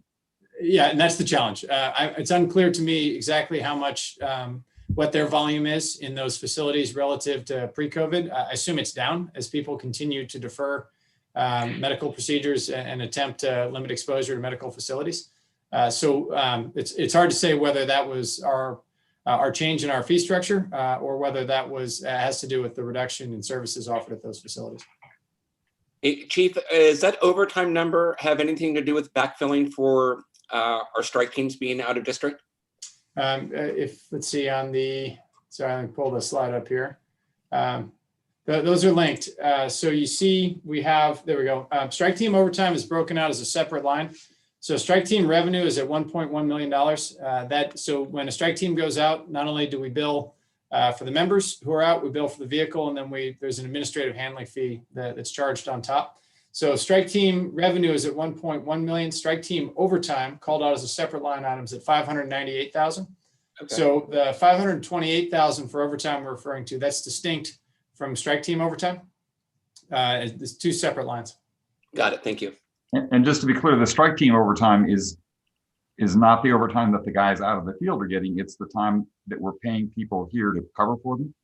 It's a combination. So on a regular duty day, the member who's out is getting straight time, but the person who's replacing them here is getting time and a half. On their days that they would be off, that they're deployed, the regular member is working back in district, and the deployed member is in an overtime status. Okay, but that strike team number includes both of those. Both the people Yes, who are we deployed. charge, so the daily rate we charge the state is an overtime rate, because either we're paying the member in overtime or we're paying the backfill overtime. Right. Okay. Glorianne, this is John. Do have a question. The earlier schedules that were in the presentation, that was the cash statements, which were, I think, through the 3 months, showed obviously on the strike team, the expenses were there, but the revenues were not at that point in time, I think.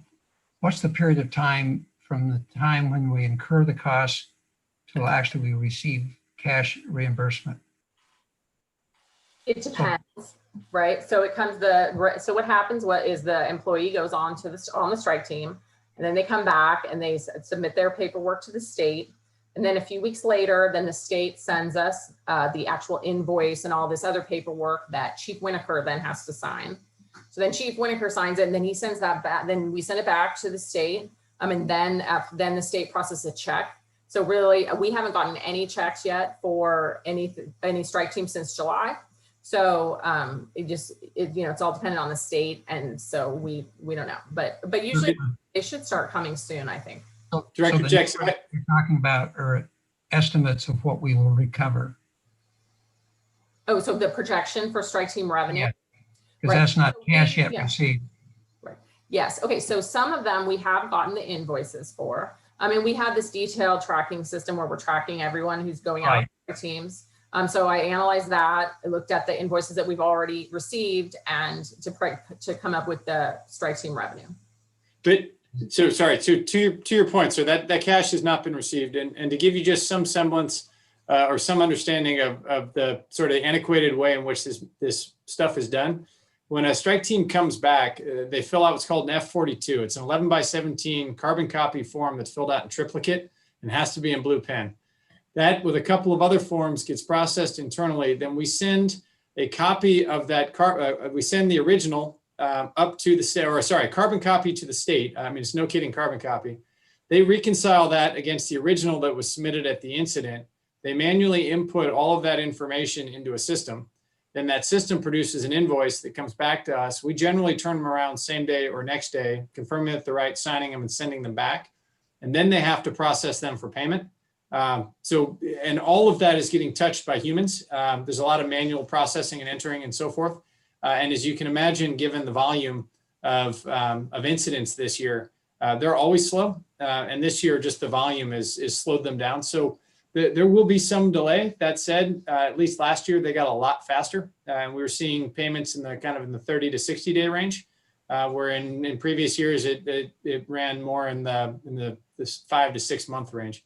That said, we have not received the cash as of this date.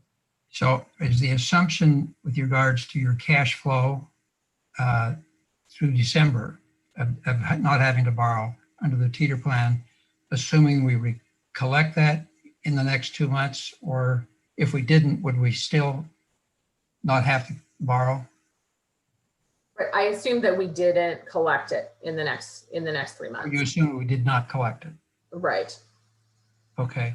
The other question is, I know this is probably a balance sheet issue, but the work that we're doing in terms of abatement that we're paying the contractors, how much has that run cumulative today?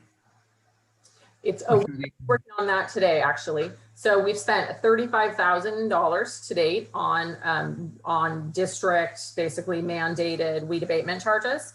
And then it's been on 7 different parcels, and that we have all the invoices have gone out to those property owners. I mean, and so that has all been accounted for.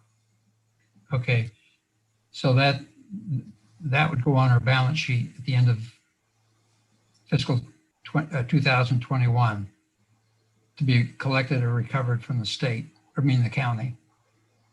Yes, it's as a receivable. Mhm. Yes, sir. And just one point though, before we place the lien, we always give the property owner the opportunity to pay the bill before we place a lien. In previous years that we've had, I defer to Gloria, but we've had reasonably good success with people paying in advance of the lien being filed. And then obviously that reduces the time or the delay until we receive the cash. Okay, thank you. I have a question.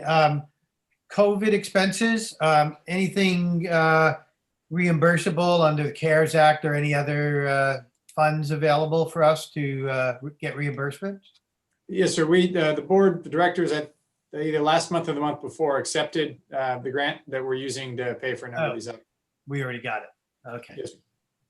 And so I note near the end, yeah, I think it's the last page of this report, the North Orinda shaded fuel break revenues and expenditures in the actual report. And so the fund balance that I see projected is that I see a 450,195. Is that the overhead cost? Is that what that is? Yes, sir. I believe it was a 12% administrative handling fee on $4.25 million. And so when we talk about projecting a deficit of $600,000+, is that number included in there or not yet?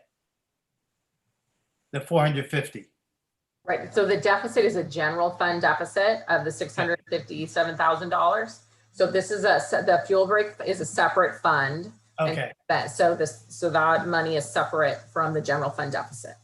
So at the point where this gets closed out, there'll be a decision by the board what to do with that money, basically, unless it defaults to reserves, right?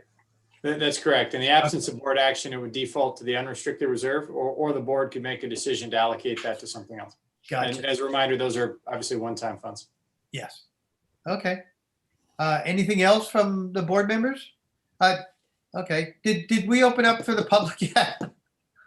Leanne, We have not opened to the public I yet. didn't think so. I think we just went on after the presentation. Okay, let's open it up to public for any comment on item 10.2. Thank you. We kind of got rolling on that.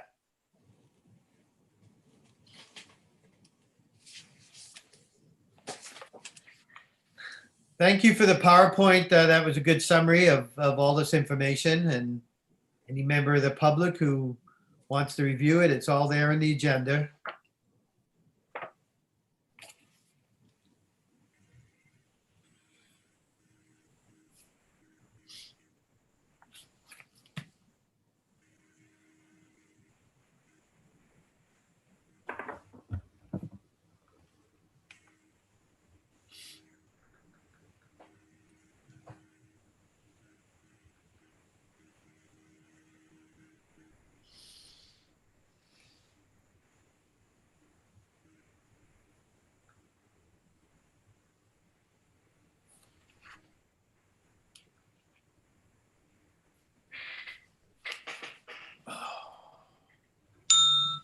That concludes our 1 minute. We have not received written and we do not have any hands raised. Okay, thank you very much. There's no action required, so I'm going to move on to item 10.3. Is approval of increase in the amount not to exceed $180,000 from $90,000 with Arbor Works and Expert Tree Service in order to complete the lien work to abate fire hazards. Good evening, directors. The item before you, 10.3, is to increase the amount not to exceed $180,000 for two of our lien contractors. Background: in June of 2019, the board approved and authorized MOFD to enter into contract with CAL FIRE to carry out a grant-funded $4.4 million fuel mitigation project along 14 miles from Lafayette to Tilden Park. In July of 2019, the board authorized several contracts for fuel mitigation work. The project was subdivided into 55 work units covering 19.3 miles and 1,429 acres. The project included hazardous tree removal as part of the original scope of work. 2 contractors were hired to perform the removal of diseased and dead trees, as well as selected non-native Monterey pine and eucalyptus trees within the project boundaries. The North Orinda Shaded Fuel Break has a balance of $200,000 to use towards completing the removal of hazardous trees. On October 19, 2020, the board authorized the fire chief to enter into agreements with Contra Costa Tree, Expert Tree Service, East Bay Tree Service, Fire Ready, ArborWorks, and Contra Costa Tree and Stump Removal in the amount not to exceed $90,000 each in order to create a list of 6 contractors that can be used to abate fire hazards. After a thorough review of the insurance requirements, Contra Costa Tree and Contra Costa Tree and Stump Removal contractors did not meet the district's insurance standards and are not being used for fuel mitigation services. Because the contracts from the original North Orinda Shaded Fuel Break had expired, staff utilized the existing contracts with ArborWorks and Expert Tree Service to complete the tree removal for the North Orinda Shaded Fuel Break. Currently, ArborWorks and Expert Tree Service are approaching the existing contract limits due to the extra tree removal work performed and the reduction in the number of approved contractors from 6 to 4. Staff recommends increasing the approved not to exceed amount from $90,000 per contract for ArborWorks and Expert Tree Service to not to exceed $180,000. Recommendations to discuss and deliberate. Thank you, Fire Marshal Ivix. Why don't we open this up, item 10.3 to public comment? And we'll give it a minute.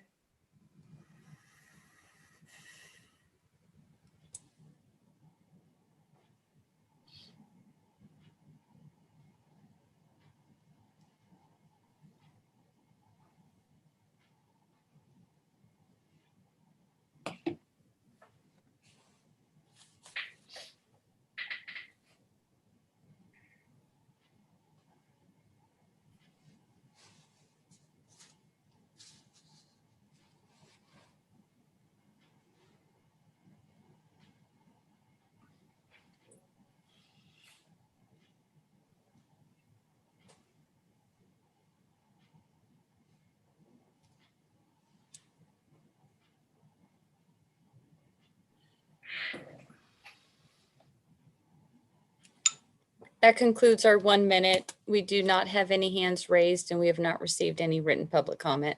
Okay, thank you very much. Directors, any discussion on this item? Just one quick one. It says we have $200,000 left that the state will pay us for, and we're asking to increase. We're only asking for $180,000 worth of approval. Does that mean we're going to have $20,000 left over? You're on mute, Chief. Glad I was on mute. You didn't hear my response to discovering I was on mute. Remember the not to exceed 90K for the fuel mitigation work associated with liens, that we never anticipated we would go up to that number. So we plan and have a plan to spend every penny of the state's money on the fuel break. They don't want it back and we don't intend to give it back. So the increase in the number, we will spend all of it. We just don't anticipate going all the way up to nor did we ever, the 90K number for lien funded work with the contractors. That was set as a ceiling just to give us some flexibility depending on who is available and who is able to carry out work in a timely manner. Great. Hey, Chief, just a question just came to my head right now. Are we able to potentially use our own staff on the North Orinda Shaded Fuel Break and get reimbursed? We could. We don't. I mean, like the chipper. Say the chipper. That would mean taking them off the backlog projects they're already on, and canceling people who have scheduled work and pushing out other folks who wanted to work farther out. I think we're backed up to December currently. This would involve those folks out farther. Okay. Any more discussion? It's clarification, Chief. This is a 90,000 per contract for a total of 180, or is this now 180 per contract? 180 per contractor.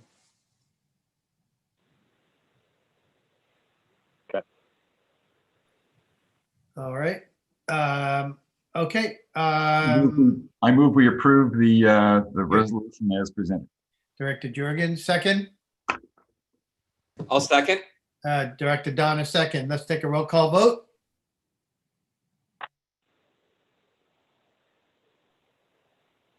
Director Bates, No. Director Donner, Aye. Director Jex, Aye. Director Jorgens, Aye. President Danziger. Aye. Motion passes 4-1. Okay, we'll move on. Item number 11 is committee reports. I don't think any of these committees have met in the last month, so I do have one question perhaps for on committee reports.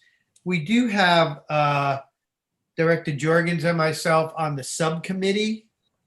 Should we be adding that on here as a subcommittee on the committee reports? I think it's a good idea. I'd like to know what's discussed there. I mean, we could discuss it under other information, but I wonder if we should just, from now on, just add it. A subcommittee for We're on the sub, The joint committee with the city and the town. the city of is Orinda. this we approved the Joint Fire Prevention Committee as an ad hoc committee, which is 11.3 on the agenda. Oh, okay. So that's what it is. That Okay. is what it is. We thank you for pointing that out. We just keep referring to it as the subcommittee, so it just kind of threw me for a minute. Okay, so it's there. Correct. Well, on that item, we do meet next week. I believe it's next Thursday. So anybody wants to tune in, you can. We haven't met in about a month. So, okay. Let's see. Any member of the public like to speak on item 11 through 11.1 through 11.3? This is your opportunity. We'll keep this open for 1 minute. The longest minute that there is.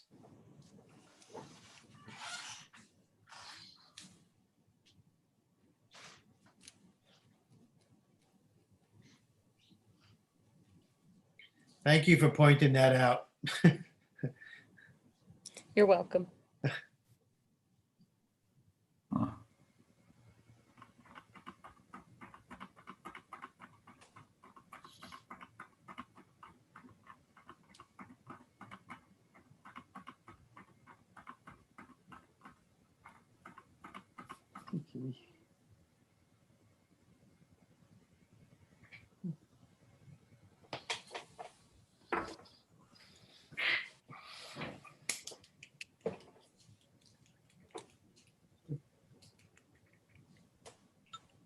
That concludes our 1 minute. We have not received written comments and we do not have any raised hands. Okay, thank you. We'll close the public comment. Move on to item number 12.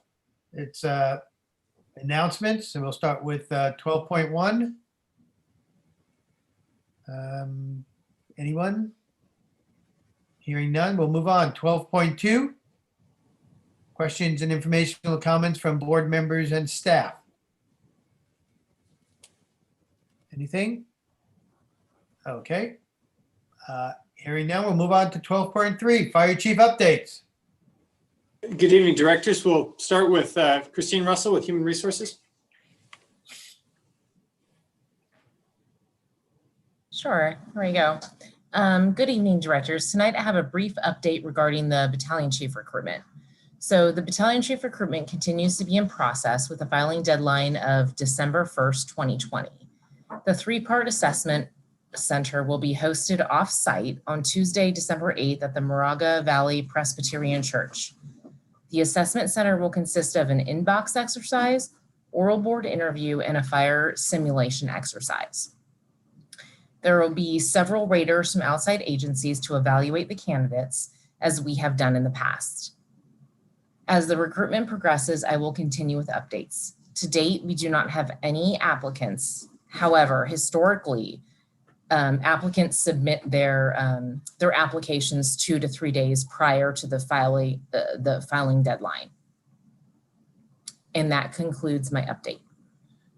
Okay, thank you. Just a question. So right now, we are filling the vacancy with an acting battalion chief? Correct. Correct. Okay. So this is, for a member of the public. So it's someone who is a captain who has the requirements to act as a chief. Correct. Okay. Thank you. Mhm. That's all. Thank you. Thank you. All right, Jeff Isaacs with the Fire Marshal report, please. Yeah, good evening, directors. Still been pretty busy with the inspection and enforcement procedures that we've been doing.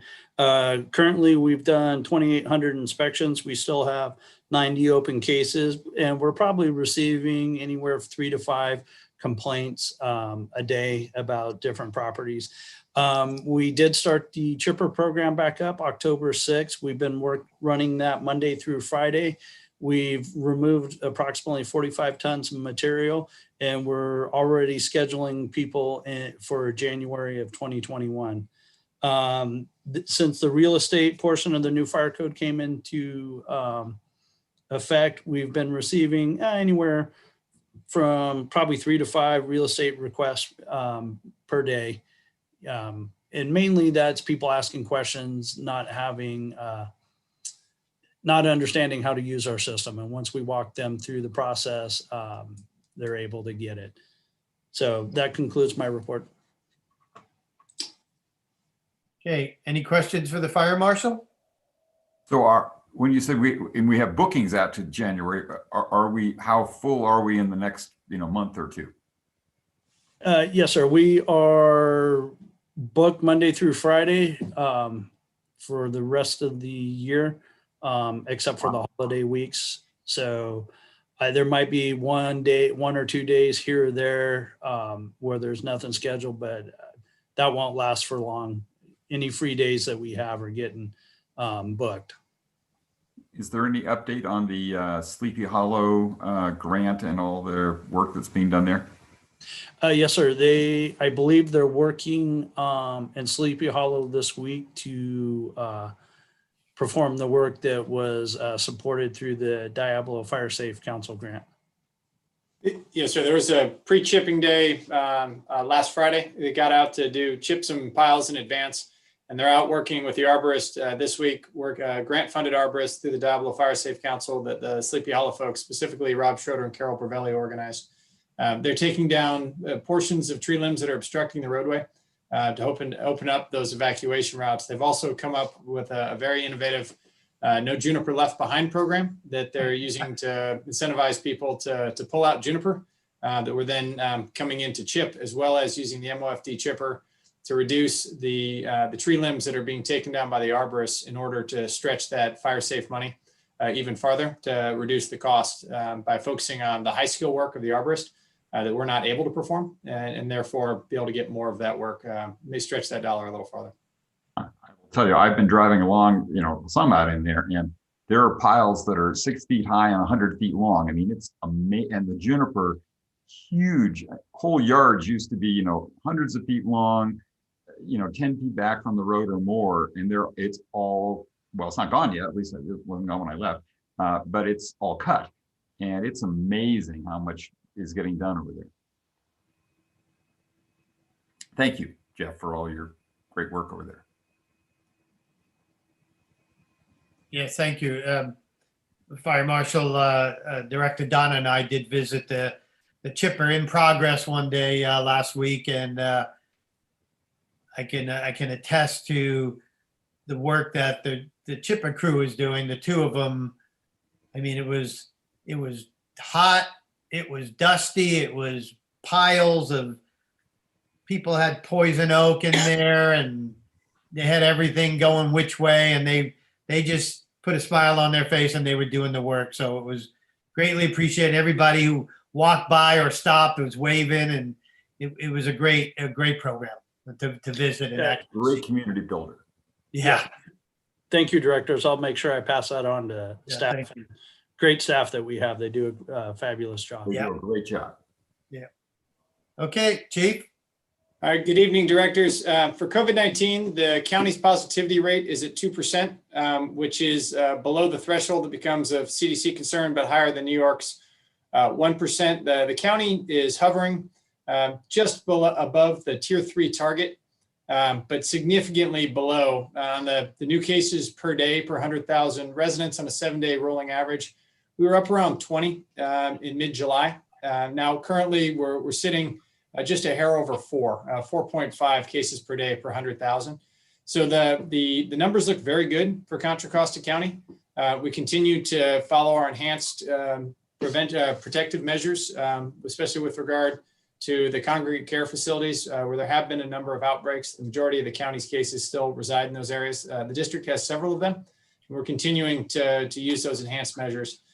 We are not seeing any delays in basic PPE, masks and those sort of things, but we are continuing to have a hard time sourcing advanced PPE, specifically PAPRs, powered air purifying respirators, which continue to be very hard to source. Orders we placed back in April were being pushed out to a February delivery. Just to give you an example of the demand for those resources. With regard to fire, we're pushing 4.25 million acres so far this year. And I know, just as with pandemic, the community and our state as a whole has reached fire fatigue. I would like to point out to folks that traditional fire season, specifically for our area, is October, November, December. The forecasters are calling for mid-December rain events when we would start seeing the wetting rain that would mark the end of the fire season. So we still have a way to go. We're currently in red flag with upstaffed engines as part of an OES pre-position task force. 3 additional engines stood up throughout the county. So fire season is not over, as we saw with that 20-acre fire in Sanders Ranch the other night. Well-intentioned though it was, it still was a source of ignition. We appreciate the thought about going out to reduce fuel, but this is not the time. This is the time to be planning out next year's work that you'll do in the early spring as we approach that 1 June deadline. And the new elements of the fire code that we hope will reduce the community's exposure to risk. And we hope that folks will do that early. And really to your point about the chipping, and as Jeff referenced, we're still getting a number of complaints coming in about parcels as people take a new look at that overgrown parcel, that overgrown backyard next to them. Every day or every hour that we spend out doing inspections, and then in some cases now the re-inspections, the follow-up, and then the lien funded work, that's all time that those limited resources can't be out actually reducing fuel through running the chipper or other things helping communities get organized to do this work. So we really encourage everyone to do your work. And once your work is done in the spring, go have a talk with your neighbors about why they should do theirs and maybe why they should consider signing up your neighborhood as a NFPA Firewise USA neighborhood. We really encourage that early because this is not a great time. And by the time we get done with the lien process, for complaints that are filed right now, we're very likely to be into the rainy months of the winter. With that said, fire season is here. It will continue to be here. We've had members deployed all over in a variety of roles, from engines, line EMTs, safety officers, division supervisors, strike team leaders. And we've had a number of our folks who just recently got into the CICCS system have become qualified this year. We've gotten some folks out for the first time. So we continue to expand the knowledge base and the skill sets. Getting out to get experience on someone else's fire. That's a great way to build the slide tray, if you will, so that when there is a big fire in the district, this isn't the first time folks have seen something of that scale, and it's not the first time they've had to think about triaging structures and prioritizing evacuation and working large and complex comp plans with resources from surrounding areas that have never worked together before with that ad hoc team in the middle of the night. Those are great skills that we've got folks out building, and I'm tremendously grateful and proud of the degree to which the members, the firefighters, have stepped up to go out and to help other communities while gaining skills and experience that will benefit us back here in the district. With that, that's the end of report for me, unless there are any questions from the board. All right. Chief, with that in mind, what you just ended with in relation to a comment that was made earlier, I think it really it is a benefit to the district also when people go on deployments and get that training and bring it back. Could you just tell us a little about your recent deployment and the certifications that you've received? Sure. I was deployed to the Creek Fire up above Fresno. Was working up there as a liaison officer with California Interagency Incident Management Team 14, working with the Forest Service, with CAL FIRE, with the local agencies up there on what is now a 350,000 acre fire. It's the largest single fire in state history. And in that role, working to bring together all of the various stakeholders and cooperators to ensure that the right people are doing the right work in the right manner, that it's coordinated, that it's done in a manner that is productive towards resolving both not only the fire itself, which is still burning, but also the aftermath of the fire, the recovery, the repair of things that were damaged both by the fire and the attempts to put the fire out, and then the repopulation and the coordination of FEMA, the disaster assistance. We had a visit from a congressman, Congressman McClintock, that I was one of the people who was involved in coordinating, which was associated with the disaster declaration, and was able to get some sort of behind the scenes understanding of how the disaster declaration process works and how that is processed through our federal elected officials and representatives to ultimately get what was eventually presidential certification and release of those funds. So in that role, as with our other members, it takes us out of our normal routine and exposes us to things you can take a class about, you can read about it, you can go talk to people about what they've done. But when you go out and do it yourself and you build that skill set and you build that experience, I think it's tremendously beneficial to the district and prepares us for the infrequent but catastrophic fires that we have in this area. And as I referenced earlier with relation to the private firefighting crews, one of the challenges of large-scale fires in this area, although they have historically been just slightly to our east or to our west, is that they move very, very fast in their short duration. And so there's not a lot of time, in my belief, for sort of learning on the job in a fire like that, because it's moving so explosively. And having folks, myself included, who are lifelong learners and are interested in gaining that experience and learning from not only from others, but from other people's fires, I think it's of tremendous benefit to the district. Yeah, and I would just like to say that as the board, we're notified when the chief goes out of district, as well as we do get notifications when we send other crews out, and the chief keeps in contact with us. I mean, sometimes I think from my perspective, I'll speak for myself, I know you're gone, but talking to you on Zoom or through emails, I think you still are very much aware of what's going on here, such as the fire in Moraga recently. I think you were right there, as the best you could, and keeping your finger on the pulse of what was going on in our district. And there are measures in place as far as the in your case, your contract of where you can go, where you can't go, and how you have to notify us. Because I just want to make that clear to any member of the public who is concerned about, especially you being out of the district, that I think the board feels confident that we have the coverage that we need. So thank you, Chief.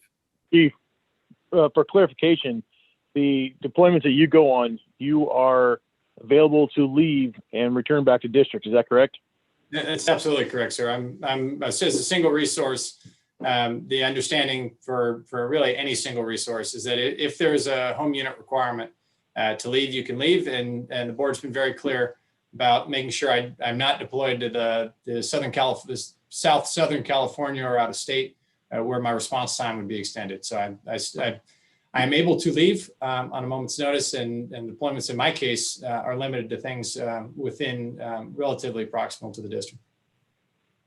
Excellent. Thank you. Okay, any other questions, comments from the board? Okay, we move on to 12.4 communications received. In our packet, there was a communication from, I see from Nassar Jandali. You read that? I mean, I know we're only getting one side of the story there, and I'm just kind of interested to know maybe from the fire marshal, has Mr. Gendali has this been discussed with him, or what's the story? Take that through. Oh, I'm sorry, go ahead. Go ahead. I'm just wondering. I know we're only seeing one side here, and I'm sure there's another side. So that's like a little up. Is there an update? Go ahead, Jeff. Yeah, good evening, directors. Yeah, this property owner, Mr. Nasser, we've been in communication with him since last September about the fire code violations on his property. He was always asking for additional time, and we granted that. This year, we went out and inspected his property June 19th. We took him, no work was done. It was re-inspected. And at our July meeting, we moved it forward to the lien hearing. After approval by the board to for the district to abate the property and abate the hazards, we contacted Mr. Nasser. He asked for 2 weeks to find a crew to do the work. We granted him that 2 weeks. We did numerous inspections, numerous contacts with Mr. Nasser. He did have individuals out there that were performing work at not at the pace that we would like to see. When we contacted the crews and asked them questions, their understanding was they were there to do a very limited amount of work, not the full scope of abatement that was needed.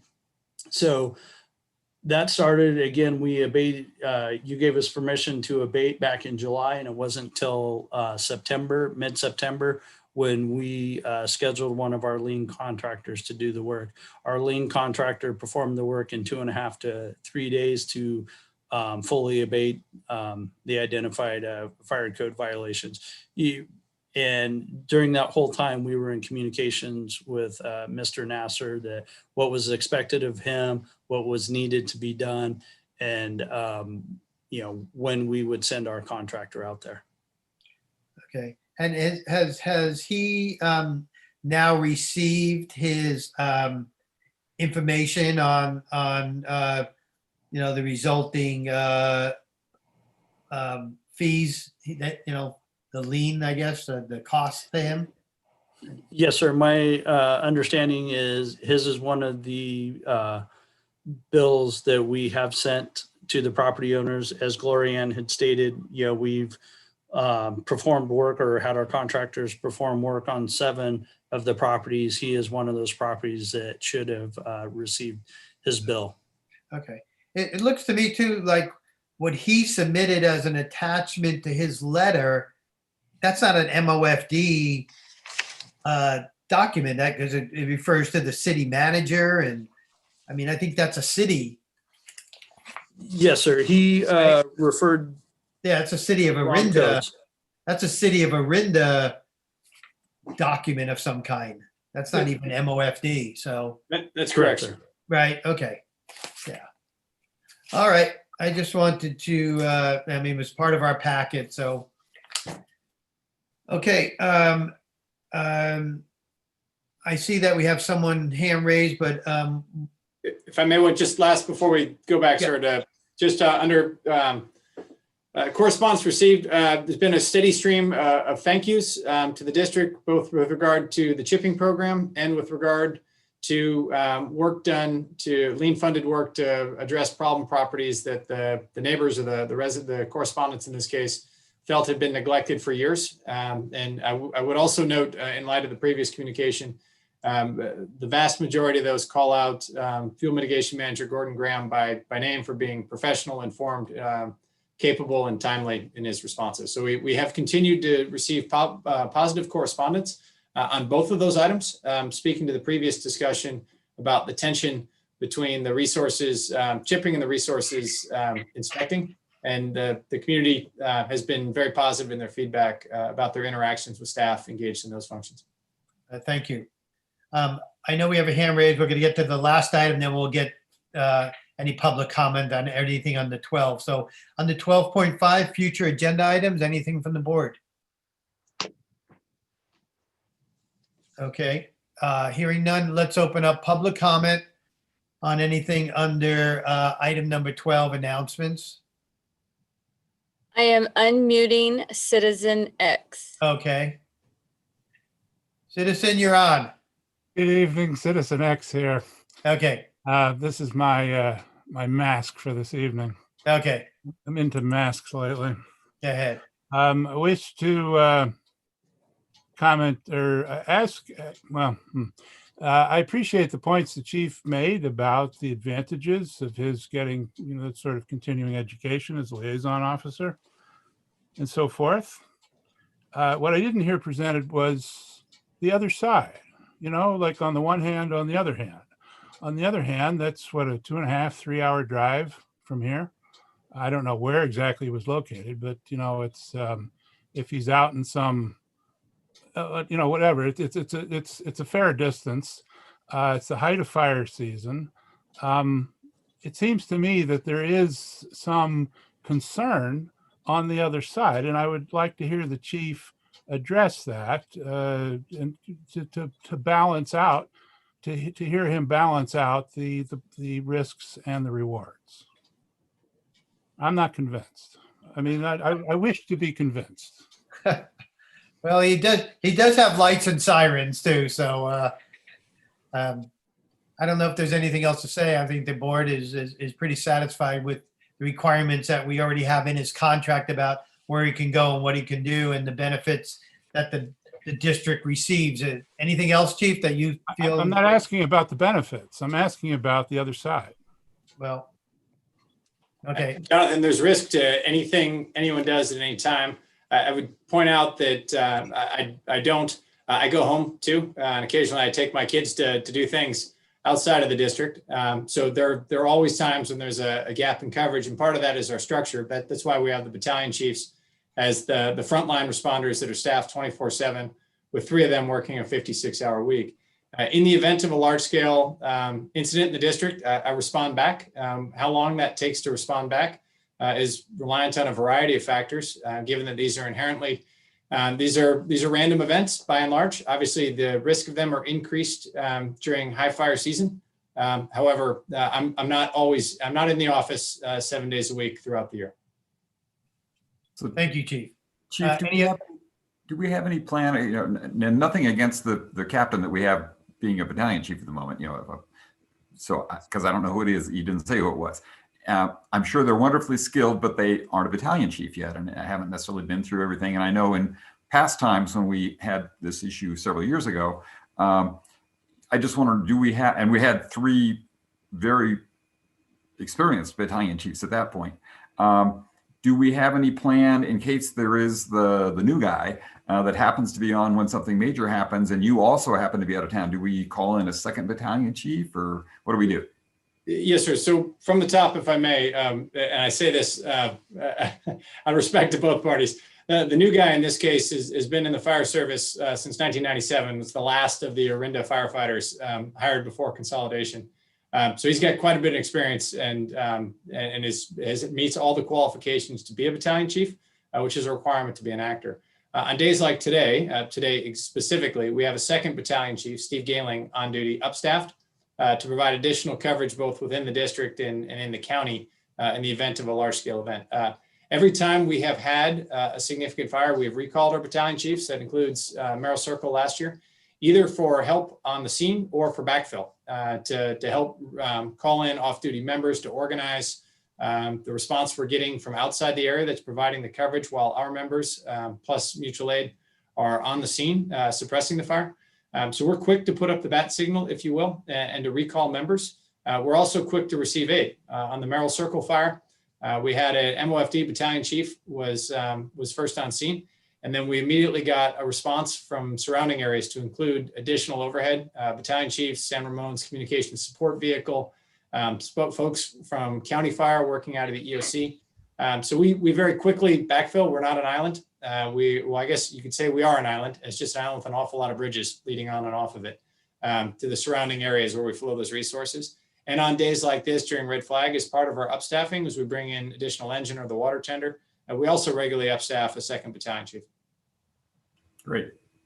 I assumed you had a plan. I just thought maybe it would help some of the public understand, and me. Sure. Thank you. I believe we have a second hand raised, President Danziger. We do. I am unmuting Mark Evans. Okay. Mark, you're on.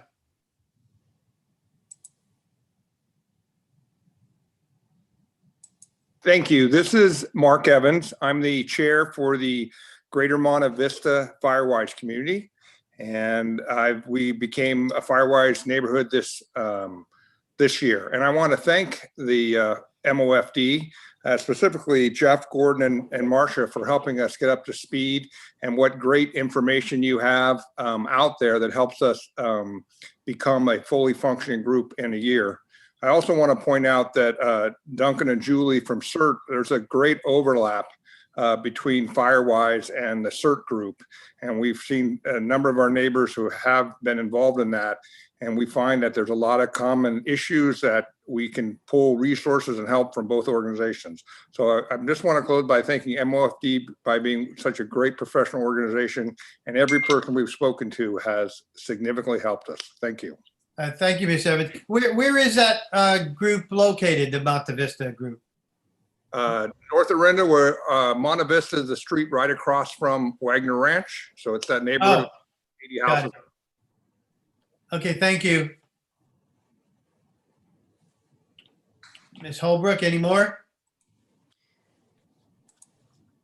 We do not have any more hands raised, and we have not received any written public comment. Okay, thank you. I'm going to close item 12. Final item is item 13. I know Director Donner asked me to let him make the motion to adjourn. Yes, I'd like to dedicate tonight's meeting to firefighter Jason Cortez, San Francisco Fire, who was laid to rest yesterday, 13-year veteran who was tragically killed in a training accident. Okay, thank you. So that was a motion to adjourn in the memory of Jason Cortez. Can I get a second? Second. Seconded. Okay, thank you. Ms. Holbrook, we'll take a roll call. Director Bates? Aye. Director Donner? Aye. Director Jex? He said aye, you just couldn't hear him. Director Jex?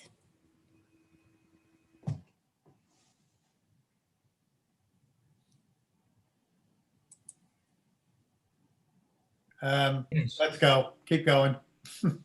Director Jex? Yes. There we go. Director Jorgens? Yes. President Danziger? Yes, that's unanimous. Thank you, everybody. Good night. Be safe.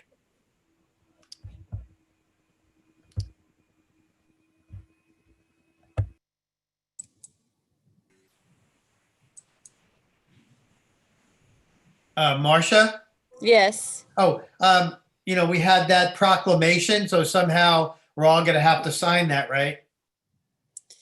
Yes, I will send out an email to coordinate signatures. Okay, and just leave it in the box.